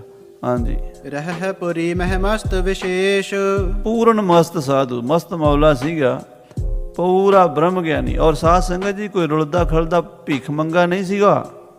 ਕਈ ਲੋਕ ਸਾਡੇ ਵਰਗੇ ਨਾ, ਜਿਹਨੂੰ 4 ਛਿੱਲੜ ਹੁੰਦੇ ਨਾ ਜਿਨ੍ਹਾਂ ਕੋਲ, ਅਸੀਂ ਕਿਸੇ ਸਾਧੂ ਦਾ ਪਾਟਾ ਚੋਲਾ, ਪਾਟਾ ਕਸ਼ਹਿਰਾ ਵੇਖ ਕੇ, ਜਾਂ ਕੱਪੜੇ ਕੋਈ ਨਹੀਂ, ਜੁੱਤੀ ਕੋਈ ਨਹੀਂ, ਇਹ ਵਿਚਾਰਾ ਗਰੀਬ ਘਰ 'ਚੋਂ ਆਇਆ ਹੋਣਾ ਹੈ, ਭੁੱਖਾ ਨੰਗਾ ਹੋਣਾ, ਇੱਦਾਂ ਸਮਝ ਲੈਂਦੇ। ਉਹ ਫਕੀਰ ਦਰਵੇਸ਼, ਉਹ ਅਰਮੀਨੀਆ ਦੇ ਵੱਡੇ ਸੇਠ ਦਾ ਇਕਲੌਤਾ ਪੁੱਤਰ ਸੀਗਾ, ਔਰ ਉਹਦੇ ਪਿਓ ਦੇ ਕੋਲ ਅਰਬਾਂ ਦੀ ਪ੍ਰਾਪਰਟੀ ਸੀ, ਅਰਬਾਂ ਦੀ। ਉਹ ਸਾਰਾ ਕੁਝ ਛੱਡ ਕੇ ਫਕੀਰ ਬਣਿਆ ਸੀ ਚੜ੍ਹਦੀ ਜਵਾਨੀ ਵਿੱਚ, ਤੇ ਫਿਰ ਉਹਨੇ ਸਾਧਨਾ ਕੀਤੀ ਸੀ, ਪਹੁੰਚਿਆ ਸੀ। ਉਹ ਪਹਿਲਾਂ ਕਹਿੰਦੇ ਨੇ ਉਹ ਪਾਰਸੀ ਸੀ, ਬਾਅਦ ਵਿੱਚ ਉਹ ਇਸਲਾਮ ਦੇ ਦਾਇਰੇ 'ਚ ਆਇਆ, ਮੁਸਲਮਾਨ ਬਣਿਆ। ਤੇ ਮੁਸਲਮਾਨ ਵੀ ਕੇਵਲ ਵਿਖਾਵੇ ਦਾ ਨਹੀਂ ਬਣਿਆ, ਉਹ ਰੱਬੀ ਰੰਗ 'ਚ ਰੰਗਿਆ ਗਿਆ। ਉਹਦੇ ਅੰਦਰ ਉਹ ਜੋਤ ਦਾ ਪ੍ਰਕਾਸ਼ ਹੋਇਆ, ਜਿਸ ਨੂੰ ਬ੍ਰਹਮ ਗਿਆਨ ਦੀ ਜੋਤ ਕਹਿੰਦੇ ਆ। ਹਾਂਜੀ, ਪ੍ਰਭ ਕੇ ਰੰਗ ਰਚਿਓ ਨਿਤ ਰਹੈ, ਹਮੇਸ਼ਾ ਉਸ ਪ੍ਰਭੂ ਦੇ ਰੰਗ 'ਚ ਰੰਗਿਆ ਰਹਿੰਦਾ ਸੀ। ਕਬ ਕਬ ਮੌਜ ਆਪਣੀ ਕਹੈ, ਕਦੀ ਕਦੀ ਆਪਣੀ ਮੌਜ ਵਿੱਚ ਆ ਕੇ ਨਾ, ਇਹ ਫਕੀਰਾਂ ਦੀ ਮੌਜ ਹੁੰਦੀ ਹੈ। ਜਿਵੇਂ ਦਰਿਆ 'ਚ ਲਹਿਰਾਂ ਆਉਂਦੀਆਂ ਨੇ, ਇਵੇਂ ਫਕੀਰਾਂ ਦੇ ਅੰਦਰ ਵੀ ਲਹਿਰਾਂ ਉੱਠਦੀਆਂ ਨੇ, ਤੇ ਆਪਣੀ ਮੌਜ ਵਿੱਚ ਉਹ ਬੋਲਦਾ ਸੀ। ਦਾਰਿਸ਼ ਕੋਹ ਸ਼ਾਹ ਹਮਕੀਨ, ਉਹ ਦਿੱਲੀ 'ਚ ਰਹਿੰਦਾ ਸੀ, ਬਾਜ਼ਾਰਾਂ 'ਚ ਫਿਰਦਾ ਸੀ, ਤੇ ਆਪਣੀ ਮਸਤੀ 'ਚ ਨੰਗਾ ਰਹਿੰਦਾ ਸੀ। ਸਿਰ ਤੋਂ ਲੈ ਕੇ ਪੈਰਾਂ ਤਾਈਂ ਕੋਈ ਕੱਪੜਾ ਨਹੀਂ ਸੀ ਪਹਿਨਦਾ, ਕੋਈ ਕੱਪੜਾ ਨਹੀਂ ਸੀ ਪਹਿਨਦਾ, ਨੰਗਾ ਰਹਿੰਦਾ ਸੀ। ਤੇ ਉਹ ਇਹ ਕਹਿੰਦਾ ਸੀ, ਅਸੀਂ ਦਾਰਾ ਸ਼ਿਕੋ ਨੂੰ ਬਾਦਸ਼ਾਹੀ ਦੇਤੀ ਹੈ, ਅਸੀਂ ਦਾਰਾ ਸ਼ਿਕੋ ਨੂੰ ਬਾਦਸ਼ਾਹੀ ਦੇਤੀ ਹੈ, ਅਸੀਂ ਦਾਰਾ ਸ਼ਿਕੋ ਨੂੰ ਸ਼ਾਹ ਬਣਾ ਦਿੱਤਾ ਹੈ, ਇੱਦਾਂ ਕਹਿੰਦਾ ਸੀ। ਸਲਤਨ ਅਬਨਾਸ਼ੀ ਤਿਸ ਦੀਨ, ਉਹ ਰਾਜ ਦਿੱਤਾ ਜਿਹੜਾ ਖਤਮ ਨਹੀਂ ਹੋਣਾ। ਖਤਮ ਹੋਣ ਵਾਲਾ ਰਾਜ ਤਾਂ ਔਰੰਗਜ਼ੇਬ ਕੋਲ ਹੈ, ਪਰ ਸਦਾ ਰਹਿਣ ਵਾਲਾ ਰਾਜ ਦਾਰਾ ਸ਼ਿਕੋ ਕੋਲ ਹੈ। ਹਾਂਜੀ, ਸੁਨ ਸੁਨ ਅਵਰੰਗ ਕੋ ਨਰ ਕਹੈ, ਤੇ ਜਿਹੜੇ ਚੁਗਲਖੋਰ ਬੰਦੇ, ਈਰਖਾਲੂ ਬੰਦੇ, ਉਹ ਬੰਦੇ ਜਾ ਕੇ ਸੁਣ ਕੇ ਔਰੰਗਜ਼ੇਬ ਨੂੰ ਦੱਸਦੇ ਸੀ, ਬਾਦਸ਼ਾਹ ਉਹ ਤੁਹਾਡਾ ਇੱਕ ਇੱਥੇ ਫਕੀਰ ਰਹਿੰਦਾ ਸ਼ਰਮਦ, ਉਹ ਦਾਰਾ ਸ਼ਿਕੋ ਦੀਆਂ ਬੜੀਆਂ ਤਾਰੀਫਾਂ ਕਰਦਾ। ਉਹ ਕਹਿੰਦਾ ਮੈਂ ਦਾਰਾ ਸ਼ਿਕੋ ਨੂੰ ਅਬਿਨਾਸ਼ੀ ਰਾਜ ਦਿੱਤਾ ਹੈ, ਰਿਸ਼ਤੇ ਜਰਾ ਅਧਿਕ ਦੁਖ ਸਹੈ। ਤੇ ਔਰੰਗਜ਼ੇਬ ਗੁੱਸੇ ਨਾਲ, ਈਰਖਾ ਨਾਲ ਸੜਦਾ ਰਹਿੰਦਾ ਸੀ, ਦੁਖੀ ਹੁੰਦਾ ਸੀ, ਪਰ ਵਸ ਨਹੀਂ ਸੀ ਚੱਲਦਾ। ਫਕੀਰ ਦੀ ਜ਼ੁਬਾਨ ਬੰਦ ਕਰਨੀ ਕਿਹੜਾ ਸੌਖੀ ਹੈ। ਸਾਧ ਸੰਗਤ ਜੀ, ਹਰ ਬੰਦੇ ਦੀ ਜ਼ੁਬਾਨ ਬੰਦ ਕੀਤੀ ਜਾ ਸਕਦੀ ਹੈ, ਰੱਬ ਦੇ ਫਕੀਰ ਦੀ ਜ਼ੁਬਾਨ ਨਹੀਂ ਬੰਦ ਹੋ ਸਕਦੀ। ਉਹਨੂੰ ਡਰ ਹੀ ਕੋਈ ਨਹੀਂ, ਕਤਲ ਕਰ ਦਿਓ, ਮਾਰਨਾ ਮਾਰ ਦਿਓ, ਉਹਨੇ ਡਰਨਾ ਥੋੜਾ। ਉਹ ਪਹਿਲਾਂ ਹੀ ਮਰ ਕੇ ਹੀ ਤਾਂ ਬੋਲਦਾ ਹੈ। ਦੁਨਿਆਵੀ ਲੋਕ ਰੋਜ਼ ਮਰਦੇ ਨੇ, ਫਕੀਰ ਇੱਕੋ ਵਾਰੀ ਮਰ ਜਾਂਦਾ ਜਦੋਂ ਗੁਰੂ ਅੱਗੇ ਆਪਣਾ ਸਿਰ ਵੇਚ ਦਿੰਦਾ। ਜਦੋਂ ਸਿਰ ਗੁਰੂ ਨੂੰ ਦੇਤਾ ਉਹ ਮਰ ਗਿਆ। ਉਸ ਤੋਂ ਬਾਅਦ ਉਹਦੀ ਅਸਲੀ ਜ਼ਿੰਦਗੀ ਸ਼ੁਰੂ ਹੋ ਜਾਂਦੀ ਹੈ। ਫਿਰ ਜਿਹੜੀ ਉਹ ਸਰੀਰ ਦੀ ਮੌਤ ਹੈ ਉਹਦੇ ਵਾਸਤੇ ਕੋਈ ਵੈਲਿਊ ਨਹੀਂ ਉਹਦੀ, ਉਹ ਤਾਂ ਸਮਝੋ ਚੋਲਾ ਬਦਲਣ ਵਾਲੀ ਗੱਲ ਹੁੰਦੀ ਹੈ। ਜਿਤ ਕਿਤ ਪੂਰਨ ਸੰਤ ਮਹਾਨੇ, ਜਿੱਥੇ ਕਿੱਥੇ ਪੂਰਨ ਮਹਾਤਮਾ ਬ੍ਰਹਮ ਗਿਆਨੀ ਸੰਤ ਰਹਿੰਦੇ ਸਨ, ਤਿਨ ਤੇ ਸੁਨਹਿ ਭਰਾਤ ਜਸ ਕਾਨੇ। ਉਹ ਸਾਰੇ ਦਾਰਾ ਸ਼ਿਕੋ ਦੀ ਸਿਫਤਾਂ ਕਰਦੇ ਸੀ, ਦਾਰਾ ਸ਼ਿਕੋ ਨੂੰ ਵਡਿਆਉਂਦੇ ਸੀ।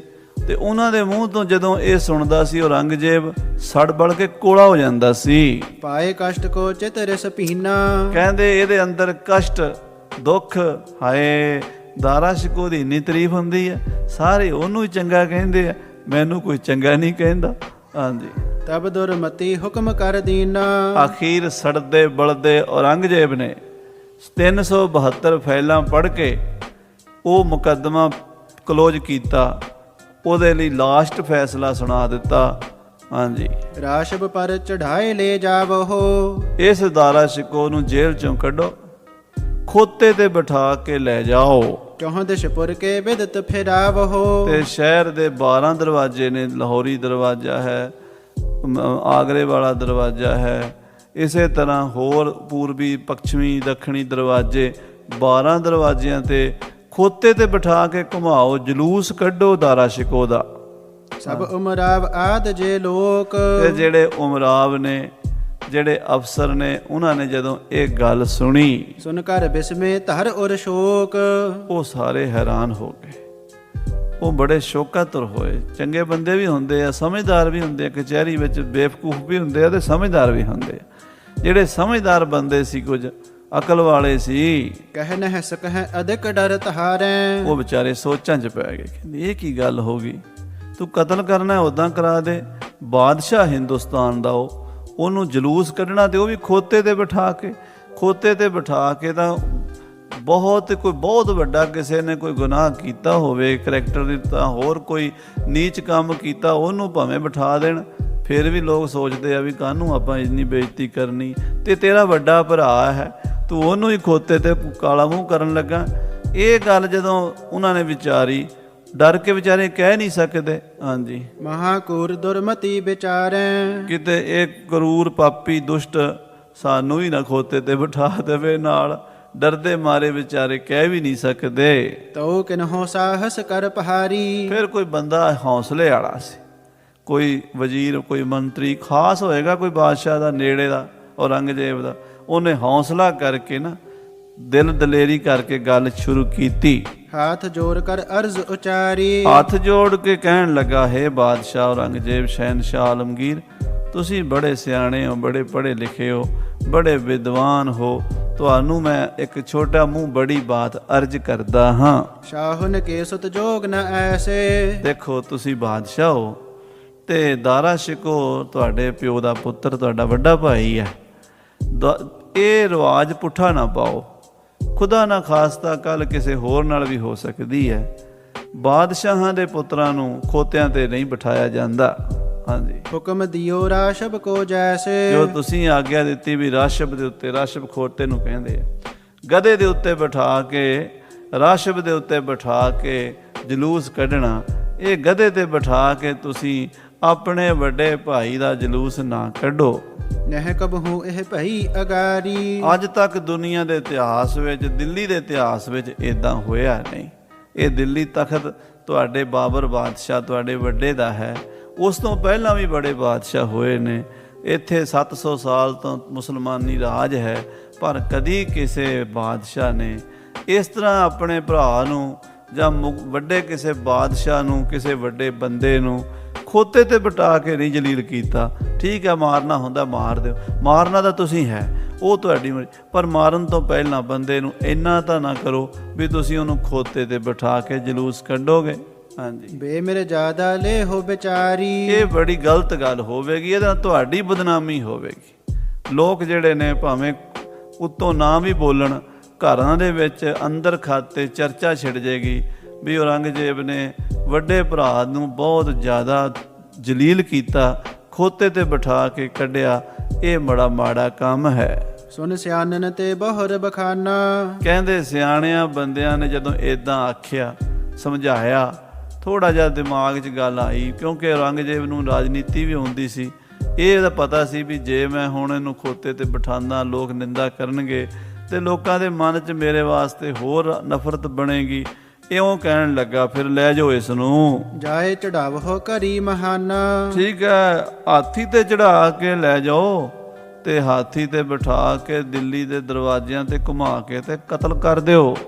ਪੁਰ ਕੇ ਜੇ ਦਵਾਦਸ਼ ਦਰਵਾਜ਼ੇ। ਜਿਹੜੇ ਦਿੱਲੀ ਦੇ 12 ਦਰਵਾਜ਼ੇ ਹਨ ਸਭ ਪਰ ਫੇਰ ਕਰੋ ਬਿਨ ਲਾਜੇ। ਉਹਨਾਂ ਸਾਰਿਆਂ ਦਰਵਾਜ਼ਿਆਂ ਤੇ ਇਹਨੂੰ ਜਲੀਲ ਕਰੋ, ਸ਼ਰਮਿੰਦਾ ਕਰੋ, ਇਹਦੀ ਬੇਇੱਜ਼ਤੀ ਕਰੋ, ਇਹਦਾ ਸਾਰੇ ਪਾਸੇ ਜਲੂਸ ਕੱਢੋ ਹਾਥੀ ਤੇ ਬਿਠਾ ਕੇ। ਪੁਨ ਸਰਮਦ ਬਸ ਹੈ ਜਿਸ ਥਾਨ। ਫਿਰ ਮਰਨ ਤੋਂ ਪਹਿਲਾਂ ਇਹਦਾ ਜਿਹੜਾ ਪੀਰ ਹੈ ਨਾ ਸ਼ਰਮਦ, ਉਹਦੇ ਕੋਲ ਵੀ ਲੈ ਕੇ ਜਾਇਆ ਜੇ, ਸ਼ਰਮਦ ਨੂੰ ਦਿਖਾਇਆ ਜੇ। ਤਹਲੇ ਜਾਵੋ ਕਰੋ ਬਖਾਨ। ਤੇ ਸ਼ਰਮਦ ਕੋਲ ਲਿਜਾ ਕੇ ਨਾ ਇਹਨੂੰ ਉਹਦੇ ਸਾਹਮਣੇ ਖੜਾ ਕਰਕੇ ਤੇ ਸ਼ਰਮਦ ਨੂੰ ਆਖਿਆ ਜੇ, ਦੇ ਸਲਤਨ ਜੋ ਕਹਿਤ ਸਦੀਵ। ਹੇ ਫਕੀਰ, ਜਿਹੜੀ ਤੂੰ ਕਹਿੰਦਾ ਸੀ ਇਹਨੂੰ ਬਾਦਸ਼ਾਹੀ ਦੇਣੀ ਆ, ਲੈ ਦੇ ਲੈ। ਕਿਉਂਕਿ ਸ਼ਰਮਦ ਕਹਿੰਦਾ ਹੁੰਦਾ ਸੀ ਨਾ, ਅਸੀਂ ਦਾਰਾ ਸ਼ਿਕੋ ਨੂੰ ਸੱਚੀ ਪਾਤਸ਼ਾਹੀ ਦੇਤੀ ਹੈ, ਸਦਾ ਰਹਿਣ ਵਾਲੀ ਪਾਤਸ਼ਾਹੀ ਦੇਤੀ ਹੈ। ਤੇ ਔਰੰਗਜ਼ੇਬ ਸੜਦਾ ਸੀ ਇਸ ਗੱਲ ਤੋਂ। ਔਰੰਗਜ਼ੇਬ ਅੱਜ ਕਹਿ ਰਿਹਾ ਆਪਣੇ ਨੌਕਰਾਂ ਨੂੰ, ਇਹਨੂੰ ਸਾਰੇ 12 ਦਰਵਾਜ਼ਿਆਂ ਤੇ ਘੁਮਾਓ ਦਿੱਲੀ ਦੇ, ਜਲੂਸ ਕੱਢੋ ਇਹਦਾ ਹਾਥੀ ਤੇ ਬਹਾ ਕੇ, ਤੇ ਫਿਰ ਇਹਨੂੰ ਜਾ ਕੇ ਸ਼ਰਮਦ ਦੇ ਸਾਹਮਣੇ ਖੜਾ ਕਰੋ ਤੇ ਸ਼ਰਮਦ ਨੂੰ ਆਖੋ, ਲਿਆ ਇਹ ਵੇਖ ਲੈ ਤੇਰਾ ਬਾਦਸ਼ਾਹ ਆ ਗਿਆ ਜਿਹਨੂੰ ਤੂੰ ਪਾਤਸ਼ਾਹੀ ਦੇਣੀ ਸੀ। ਹਾਂਜੀ, ਆਜ ਕਰਹਿ ਬਿਨ ਜਾਂ ਕੋ ਜੀਵ। ਅੱਜ ਤੇਰਾ ਬਾਦਸ਼ਾਹ ਕਤਲ ਹੋਣਾ, ਅੱਜ ਦਾਰਾ ਸ਼ਿਕੋ ਦਾ ਸਿਰ ਕਲਮ ਹੋਣਾ। ਲੈ ਦੇਖ ਲੈ ਤੇਰੀ ਬਾਦਸ਼ਾਹੀ ਦਾ ਕੀ ਹਾਲ ਹੋਣ ਲੱਗਾ।